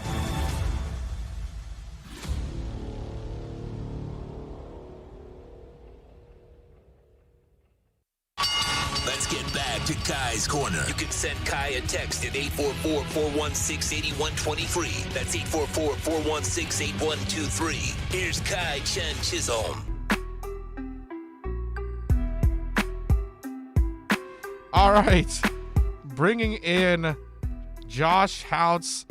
Josh, first and foremost, your team has come away with a trophy. How excited are you? Am I supposed to be excited? I mean, I'm admittedly, a little bit uncertain how to feel about that because it's not the title I had hoped to see. It does kind of look cool, and it has that green, the Infinity Stone from Marvel right in the middle of it. So I'm pretty excited, but I'd rather win the big thing and take that away from your team. Oh, well, that's never going to happen, Josh. Come on now. It's not. But, okay, so we won this secondary trophy, and are you going to tell me how this is awesome? And it's not a secondary trophy. It's a huge trophy. They won it 5 times, right? I'm sorry. It doesn't matter to me. Look, I think you should. They had a great game. 2 of the players that had great games are probably going to be gone in 2 years anyways. But still, Awesome. I think. Thank you. I just have to get some. Just take some digs. But I honestly think Dortmund played a fantastic game yesterday. I think Edin Terzic deserves a ton of credit for what he's done with that team, considering all the managerial changes. And then, of course, he's done all this work and he's not even getting the full-time job. Marco Rosa coming in, he's been terrible since that announcement with Gladbach this season. So, I think that Dortmund deserves a lot of praise. I think that they did a great job, and yesterday was just a dominant performance against one of the top teams in the league. So, I do want to congratulate you and your team because I think it was a fantastic game. From there, we were having a conversation, me and Sean, in the last segment about kind of numbers and how the rookie numbers have been, or I guess it is more so rookies that have been picking them, but just numbers in general and how the NFL changed the rules. What are your thoughts on the rule changes and players being able to take these lower numbers like Jamar Chase with 1 and others? Yeah, I mean, I really don't have an issue with it. I think it's kind of cool, and it's something that, I wouldn't have been opposed to seeing sooner in football. I mean, I know that people are up in arms about it. We all heard Tom Brady crying because he's not going to be able to point out, a defensive back wearing the number 9 or something. I mean, I don't, it makes no sense. They're still wearing a different uniform. So I have no issues with it, and I think a lot of it goes back to last season, with all those numbers, all the overture on the roster. A lot of those numbers were taken, so this was the best way to go about that. And I love seeing Jalen Phillips at 15. I'm definitely buying that jersey.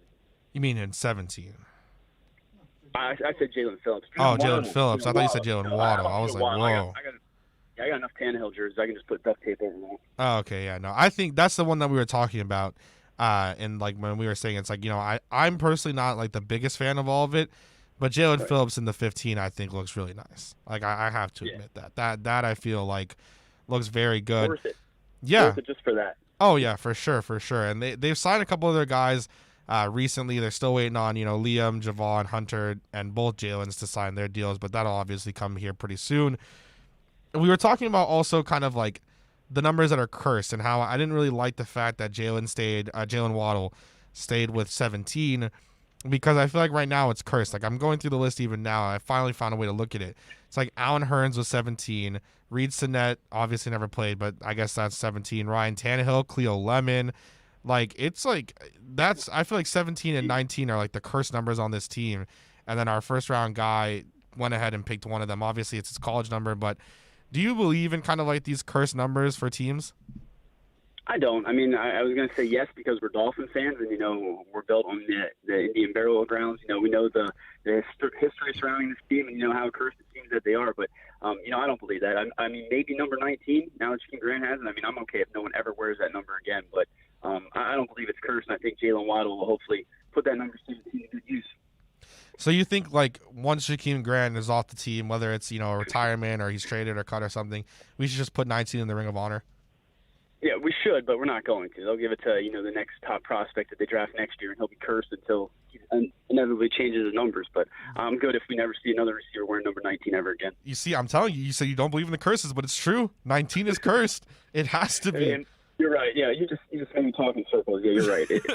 Curses are real. Curses are real. Okay, so furthermore, like the Dolphins, they had a pretty good offseason, I would like to think, and I think they done a pretty good job in terms of being able to get things on the right track, yet seemingly they still continue to get berated by the media, and it's of course been Tua has been the big one. It's been Tua, everything negative against Tua. What do you think is the reason? I mean, I came in this week and I was just like, I couldn't understand what it was. Did he like break the hearts of one of their daughters? Did he like what happened with all of this for them to hate Tua as much as they seemingly do? Well, we all saw a tweet from Mike and breaking his. I wasn't going to bring it up. But I saw it.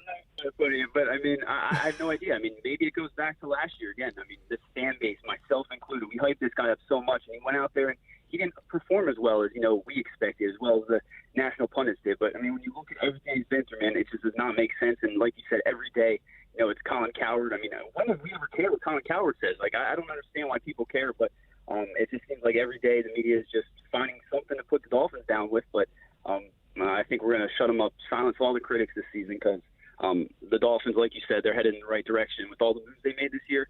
I originally said 10 wins. I think that's the floor for what this team can do.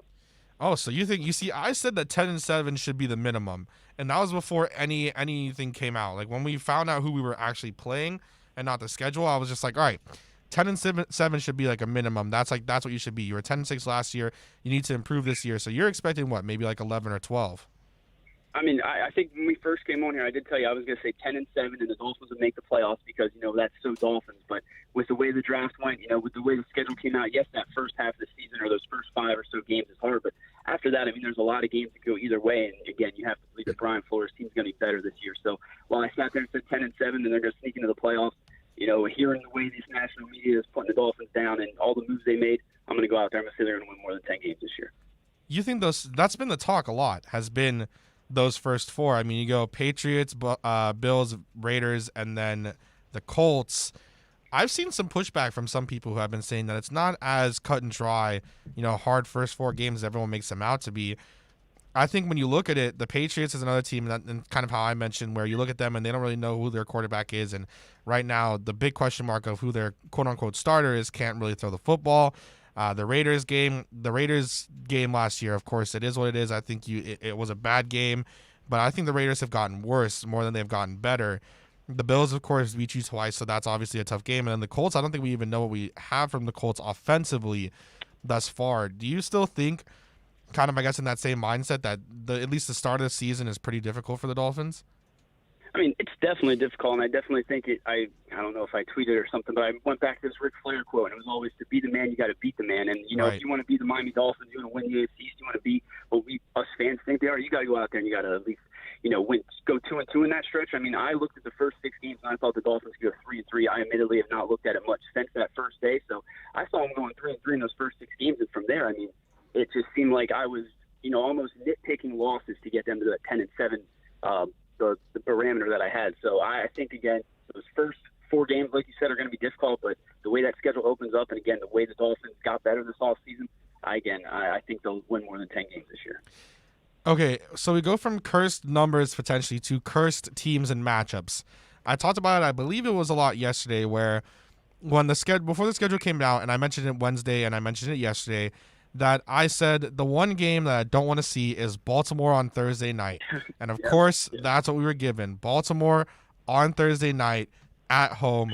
The Dolphins have scored 16 points in the last 3 matches against Baltimore, ranging from, I believe, 2013, 2016, and 2017 and 2019, I believe, were the games. I could be mixing them up a little bit. Of course, the last one is the one that they scored 10 points, but they got dominated 56-10, I believe, or 59-10.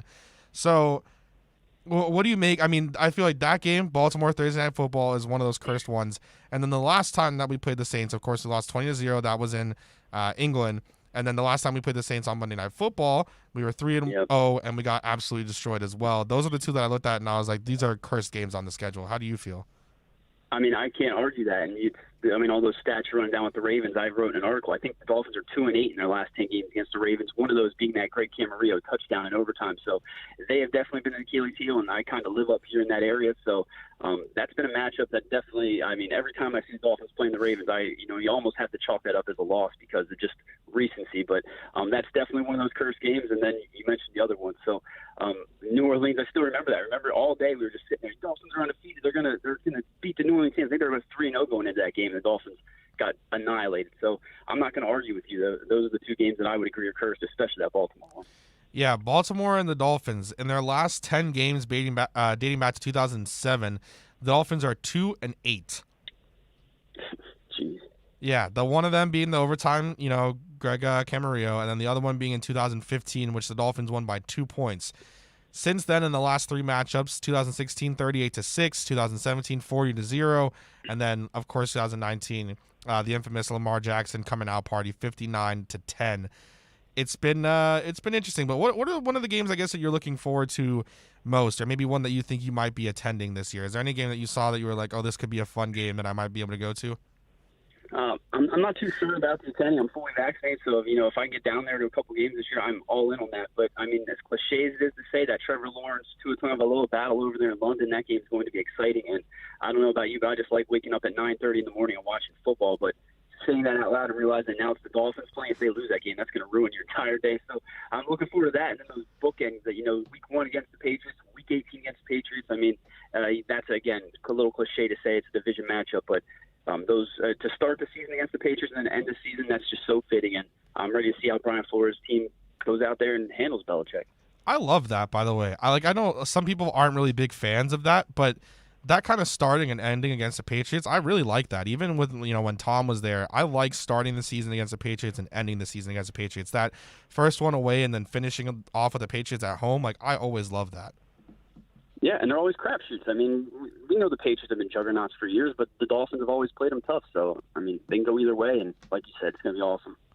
All right, and then lastly here, if there's any player that you could pin out from the Dolphins roster and you say this guy is going to have an absolutely outstanding season and maybe no one might be expecting, or maybe everyone's expecting it, but one guy you look at where you're like, this dude's going to be outstanding for the Dolphins, going to be a big part of whatever offense, defense, special teams.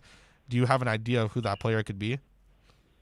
I don't. I mean, I was putting me on the spot here. I'm going to say a name that, might get fans upset and might, maybe it is just an obvious answer. I'm going to say Myles Gaskin. I mean, I think he came on here and I said that if, we couldn't overlook Eric Studesville and him just kind of developing Myles Gaskin, now he's co-coordinator. We keep seeing the numbers. If Myles Gaskin played 16 games, he'd have X thousand yards in this much. I mean, we know what he can do. Let's see him go out there and be that RB1 because obviously Dolphins had confidence in him when they passed him the running back position. So lots of options there. I was going to say Jalen Phillips, but I'll pump the brakes on that hype train a little bit now. So I'll go with Myles Gaskin. He is going to be that running back that the Dolphins hope he is. All right, Houts, thank you so much for coming on, man. I enjoyed talking to you, of course, as always, and I'm glad that you can make it. I'm glad that you didn't get too bad of the side effects yesterday from that second shot, and I hope that you're feeling even better today. Thank you so much for having me, man, and look forward to the next time we talk. Of course. You can find Josh, of course, on Twitter at Houts. That's at HOUTZ. Also, Saturday mornings at 9 a.m., Sean Stanley hosts Square Circle Digest. Now wrestling fans have a place to call home as Sean covers the very colorful world of wrestling. Tune every Saturday from 9 to 10 a.m. on the home for sports fans worldwide, OnSideRadio.com.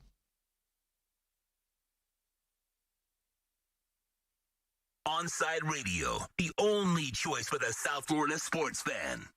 When you want a perfectly straight smile without braces, you can count on MoodiasDental.com. A stunning smile is within reach. Learn more about Invisalign. Find out why so many trust the Moodias family. Dr. Moodias is an inventor and has several patents on innovative surgical instruments that are used around the world. Experience a family environment and trust on a worldwide level. From implants to crowns to a beautiful Invisalign smile. Call 305-821-0231. That's 305-821-0231. Or go to the website at MoodiasDental.com. Sports fans love a place with great food, cold drinks, and TVs everywhere. That's why sports fans love Sports Grill and their 7 amazing locations. Check out the Miami Lakes location at 15462 Northwest 77th Court, located in the Ryan Oaks Plaza. Sports Grill is also now offering some great employment opportunities. All kinds of positions are now available from kitchen to hosting. Call for more information at 305-485-8845. From wraps to salads to amazingly delicious specialty dishes, Sports Grill is the home to the legendary special grilled wings. Since 1987, Sports Grill, good food, good drink, and good friends. WLESPN.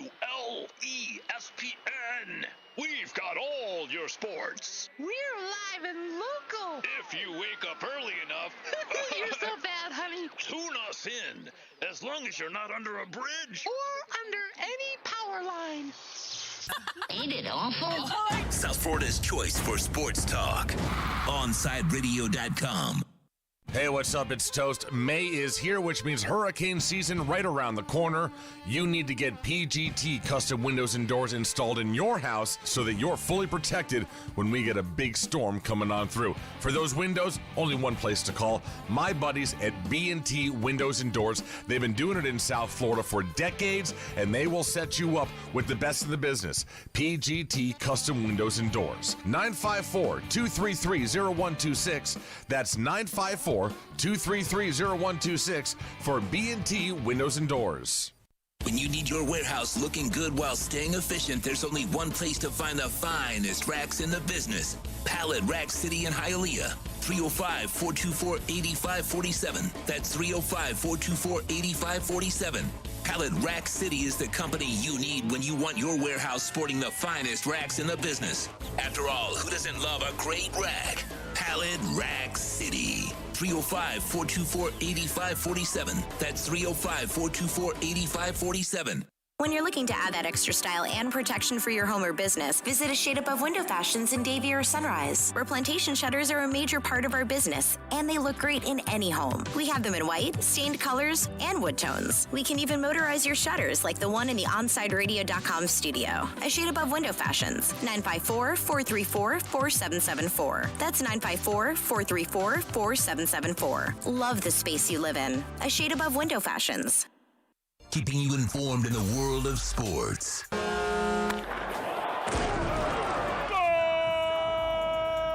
With an OnSideRadio.com sports update.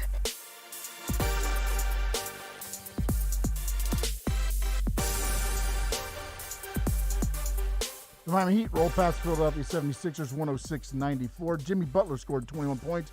Bam added 18 and 12. The OG Udonis Haslem got in the game for the best 3 minutes of the Heat season so far.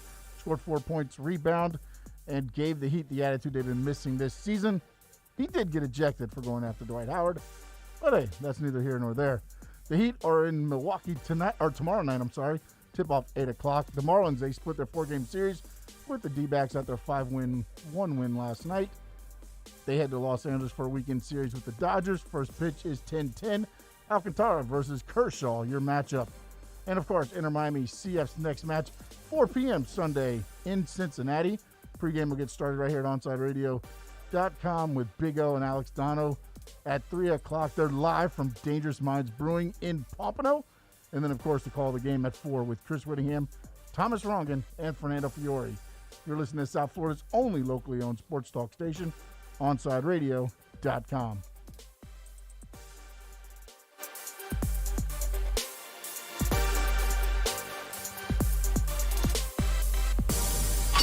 Let's get back to Kai's Corner. You can send Kai a text at 844-416-8123. That's 844-416-8123. Here's Kai Chen Chisholm.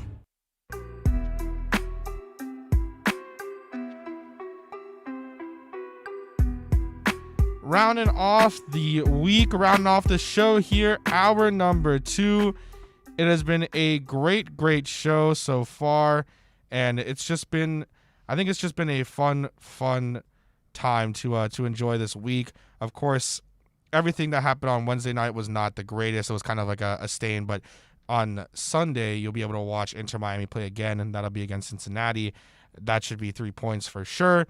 And if you're interested in coming and watching, you can with us at Dangerous Minds. That's at 1901 North Federal Highway in Pompano, if I remember that correctly. I think I did. I've read it so many times I should. Yeah, perfect. All right, good. So we're going to get into our roundtable segment for today. And again, it continues to be my journey on learning more and more about hockey as well. Trying to be able to be the, I guess, hockey person I can try my best to be. So the roundtable segment for today is the Panthers this weekend start their playoff series versus the Tampa Bay Lightning. Will Florida win their first playoff series since the mid-90s? How many games does this best-of-7 series last? I think, and this is, again, from listening to people who talk a lot about the Panthers, from trying to learn as much as I possibly can about the Florida Panthers and just hockey in general recently, I think the Florida Panthers, to my knowledge and to what I've seen, have been one of the best teams in the league. Of course, the games that I've watched in which they've lost a lot of times has been to the Carolina Hurricanes, which I guess is pretty funny, especially considering that they're a little bit above them in the standings. But Tampa Bay, if my knowledge is correct again, won the Stanley Cup last year. And I think right now, as it comes down to, they've lost their last 3. The Panthers have won their last 6. And they're going into this now after they beat the Lightning twice. They beat them 5-1 on the 8th, and they beat them 4-0 on the 10th. And I remember talking, I can't remember, but I remember talking to Alex Baumgartner, and he mentioned to me that of all the games that are going to happen for the Panthers, and I think we talked in like the middle of April, they had yet to play Carolina in that back-to-back. I believe they had just finished playing against the Blue Jackets, if I'm not mistaken. But I remember he told me of all the games that were happening for the Panthers. Some of them were important, yeah, some of them weren't. But the biggest one that was going to be there are the 2 that finished off the season against the Lightning. Can you show that you can beat the Tampa Bay Lightning? Can you show that you can really take it to them? And they did. I mean, you win those games in an aggregate of 9-1, and it's not even, I guess, they weren't even games. You go out there and you dominated both of those games, and you came out and you really had a great end to your season. You had the one mishap against the Predators, but then you came out and you just went on a winning streak. You won those games. You had very good games, and I think they've shown now that they can really take it to them. The series will start Sunday night at 7:30, and they'll have a lot of these games that I'll be able to finally watch as well, because they're at night, not in like the middle of the day or like at 5 o'clock or 6 o'clock. So that'll be great for me as well. I'm pretty excited to watch them. I think that they can beat the Lightning and win their first playoff series since the mid-90s, and I think that they'll do it, I'm going to say, in 6 games, and they'll win 4-2.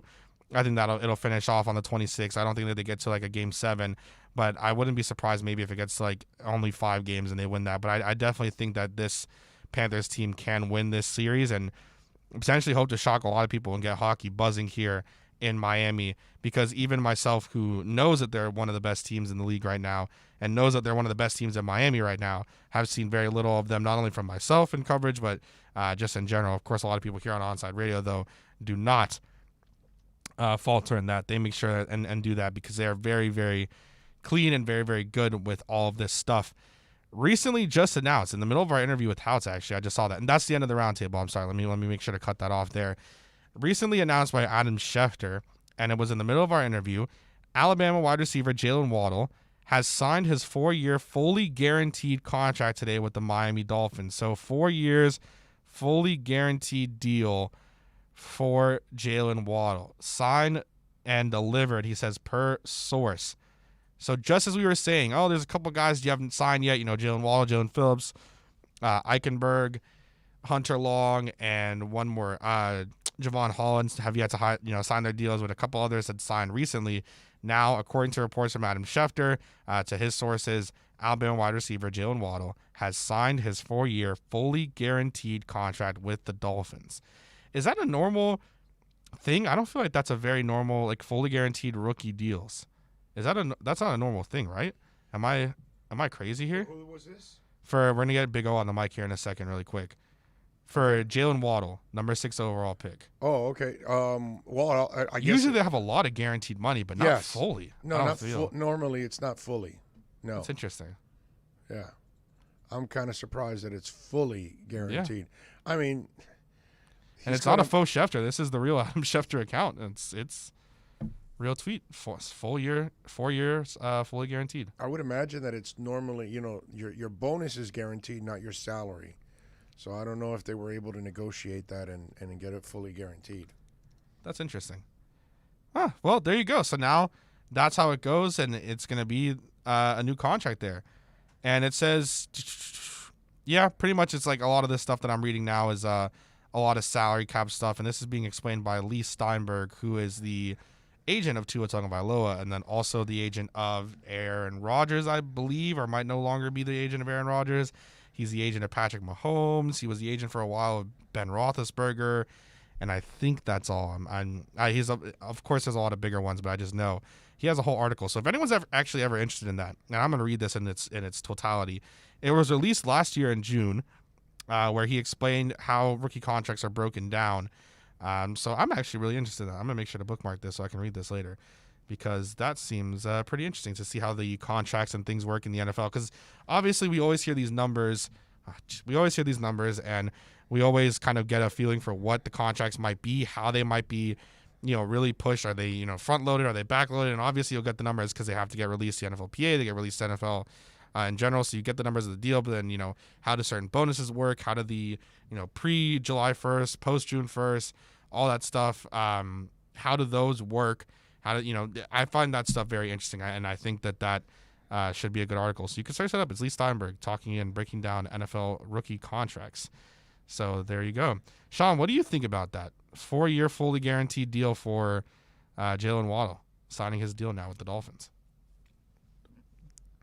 Get it while you can, buddy. That's what I got to say about Jalen Waddle getting it. I mean, listen, obviously the Dolphins, they've showed that this is the guy they wanted, right? I think this even emphasizes that more. I think Waddle was the guy they wanted.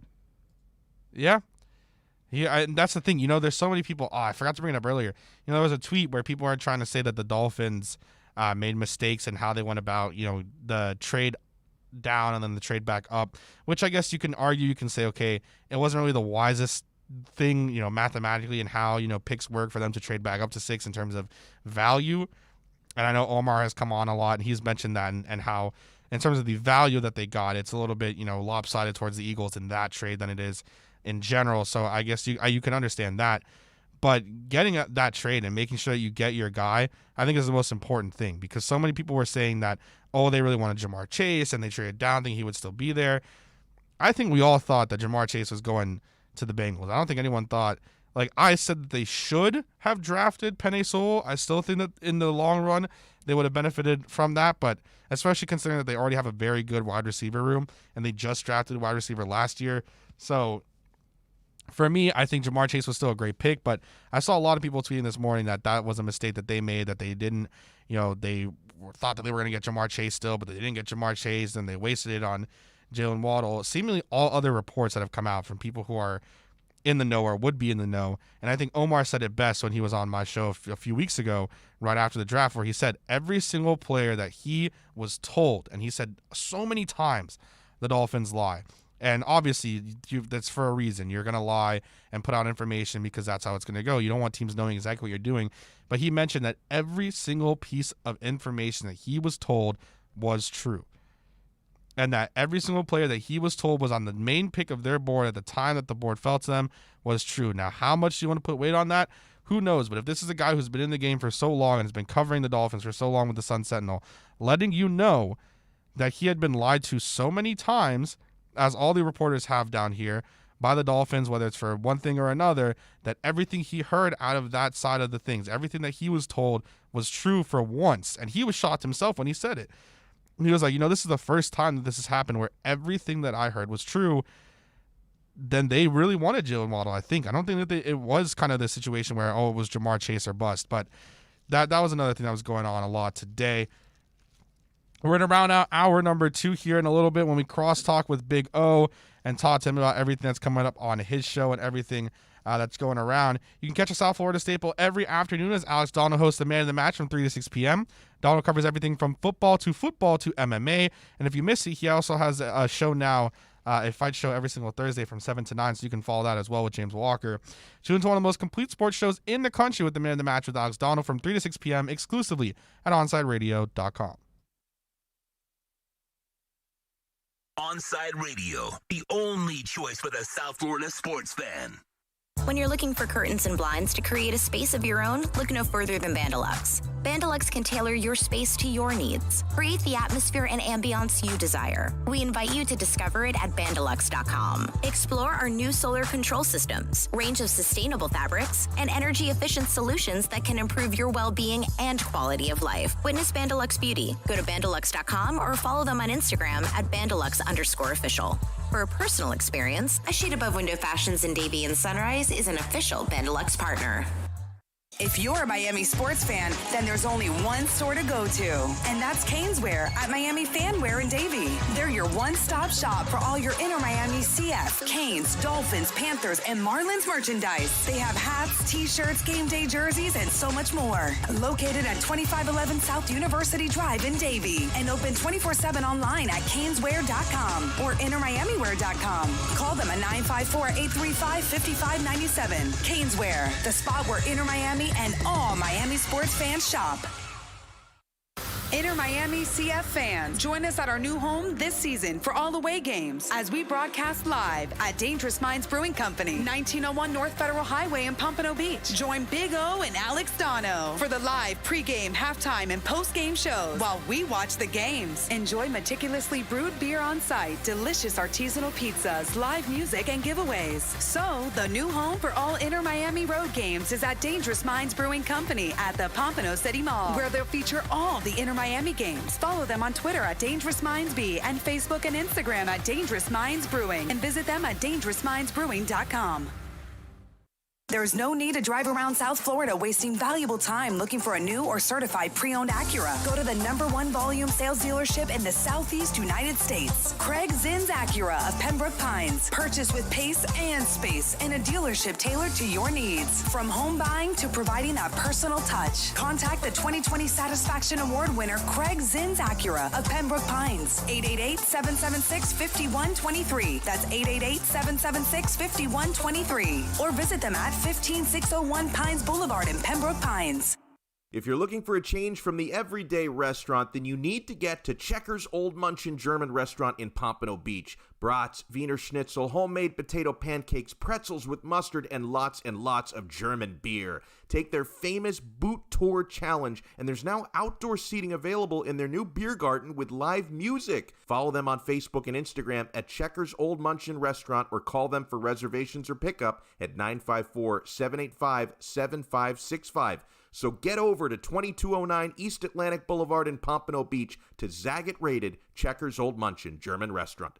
Now that it's springtime, it's only getting hotter here in South Florida. Make sure your AC in your home or business is running smoothly by investing in a preventative maintenance plan from M&S Air Conditioning. And M&S is a Mitsubishi Diamond Elite contractor. When you purchase a new Mitsubishi electric mini split system, you'll get a 12-year warranty. Or install a high-efficiency polarized air filter in your AC unit that captures and destroys biological contaminants to improve air quality. M&S Air Conditioning have been providing prompt, honest, and reliable service for over 30 years. years.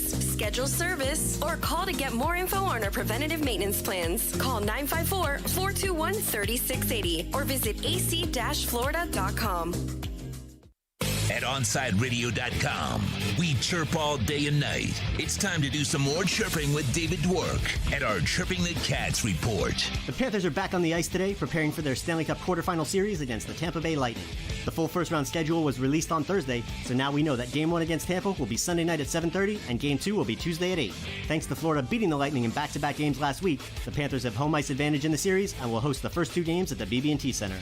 On Thursday, the Lightning held a practice in Tampa and had close to a full squad on the ice, including superstars Steven Stamkos and Nikita Kucherov. It's looking more and more like the Bolts will have their franchise players back for the playoffs, which will make the task of advancing that much more difficult for Florida. However, that knife cuts both ways, and the Cats are expected to be operating at close to full strength for the first time in over a month.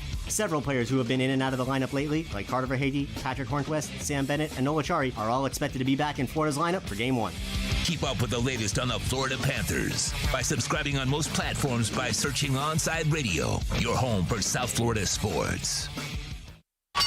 Let's get back to Kai's Corner. You can send Kai a text at 844-416-8123. That's 844-416-8123. Here's Kai Chen Chisholm.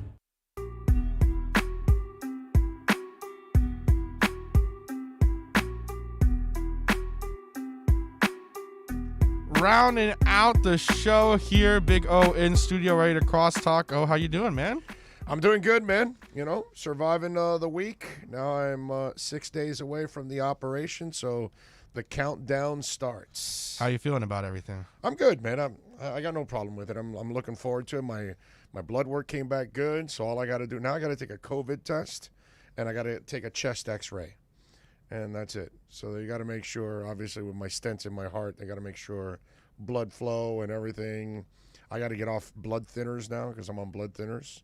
So I have to get off the blood thinners for 5 days. So it's an interesting time to do all this stuff, but it's good. I'm looking forward to it, man. This voice stuff has been bothering me for a while, and now I know what it is, so I can get back to normal. Because I've never had voice issues ever.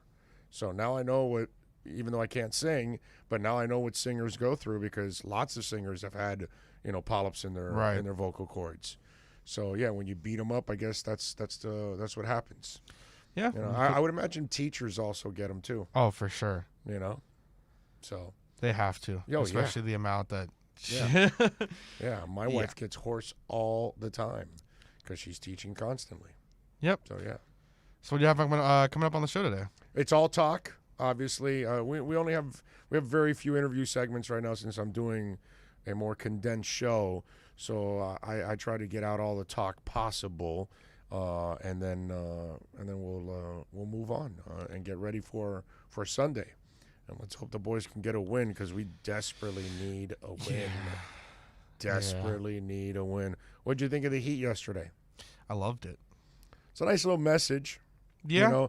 And like the only problem I have about that game is I don't know how serious Philly really took it because they've got 2 bum-ass games next. Yeah. Seriously, dude. They play Chicago and they play the Cavs. Yeah. I mean, so like they know they're going to win those games in cruise control and stave off the Nets for number 1. So I'm wondering about last night how much, but then again, maybe the Heat just took their soul from them and then they kind of didn't want to compete. I mean, they've shown before that they're a soft team in general. So I think yesterday just kind of proved, and Sean said it, and I think it is true. It's like you showed, not only have you shown that you're soft before, now you just showed again, even as the number 1 seed, whether it's a game you played in or not, that you're soft again. And now teams that, whatever you match up against in the playoffs, maybe not that first game, but they're still going to go at you because they're going to know they can pull at you and you're going to, especially Dwight, I mean, you're not going to be the same team anymore. Yeah, Dwight is what that a character. Stupid thing. I just would love to see Haslam kick his ass. I love that of Udonis. Out of UD, I was like, this. I love this. I'm very happy with this. Well, hopefully you have a great show and everything goes well as always, and you have a great weekend. I will, of course, see you on Sunday. Hopefully see a lot of people on Sunday as well. There at Dangerous Minds at 1901 North Federal Highway, where you can come out, you can watch every road game with us. You can enjoy the delicious food. And I've been told by Austin, the pizzas are great, so I'm excited to have that. The pizzas awesome, dude. I've been told. It is so good at Dangerous Minds. They do an awesome job. I'm a with very the big pizza guy, so yeah, dude, you gotta have their pizza. I'm very excited for that. So I'll be there as well. Austin will be there. You can enjoy incredible house drafts. I'm not a beer guy, but you can get that yourself. There will be giveaways. This is your new home for every road game. It's Dangerous Minds Brewing Company at 1901 North Federal Highway in Pompano. Follow them on Twitter at Dangerous Minds B and on Instagram at Dangerous Minds Brewing. We'll be right back to the Big O Show. You can join us on the Onside Sports Line, 888-441-4623. That's 888-441-4623. When you're tired of watching the sun damage your furniture or raise your electric bill, it's time to do what we did here at OnSideRadio.com studio. Call A Shade Above Window Fashions in Davie and Sunrise. A Shade Above Window Fashions has a great selection of blackout shades to choose from. We can almost create a complete blackout for your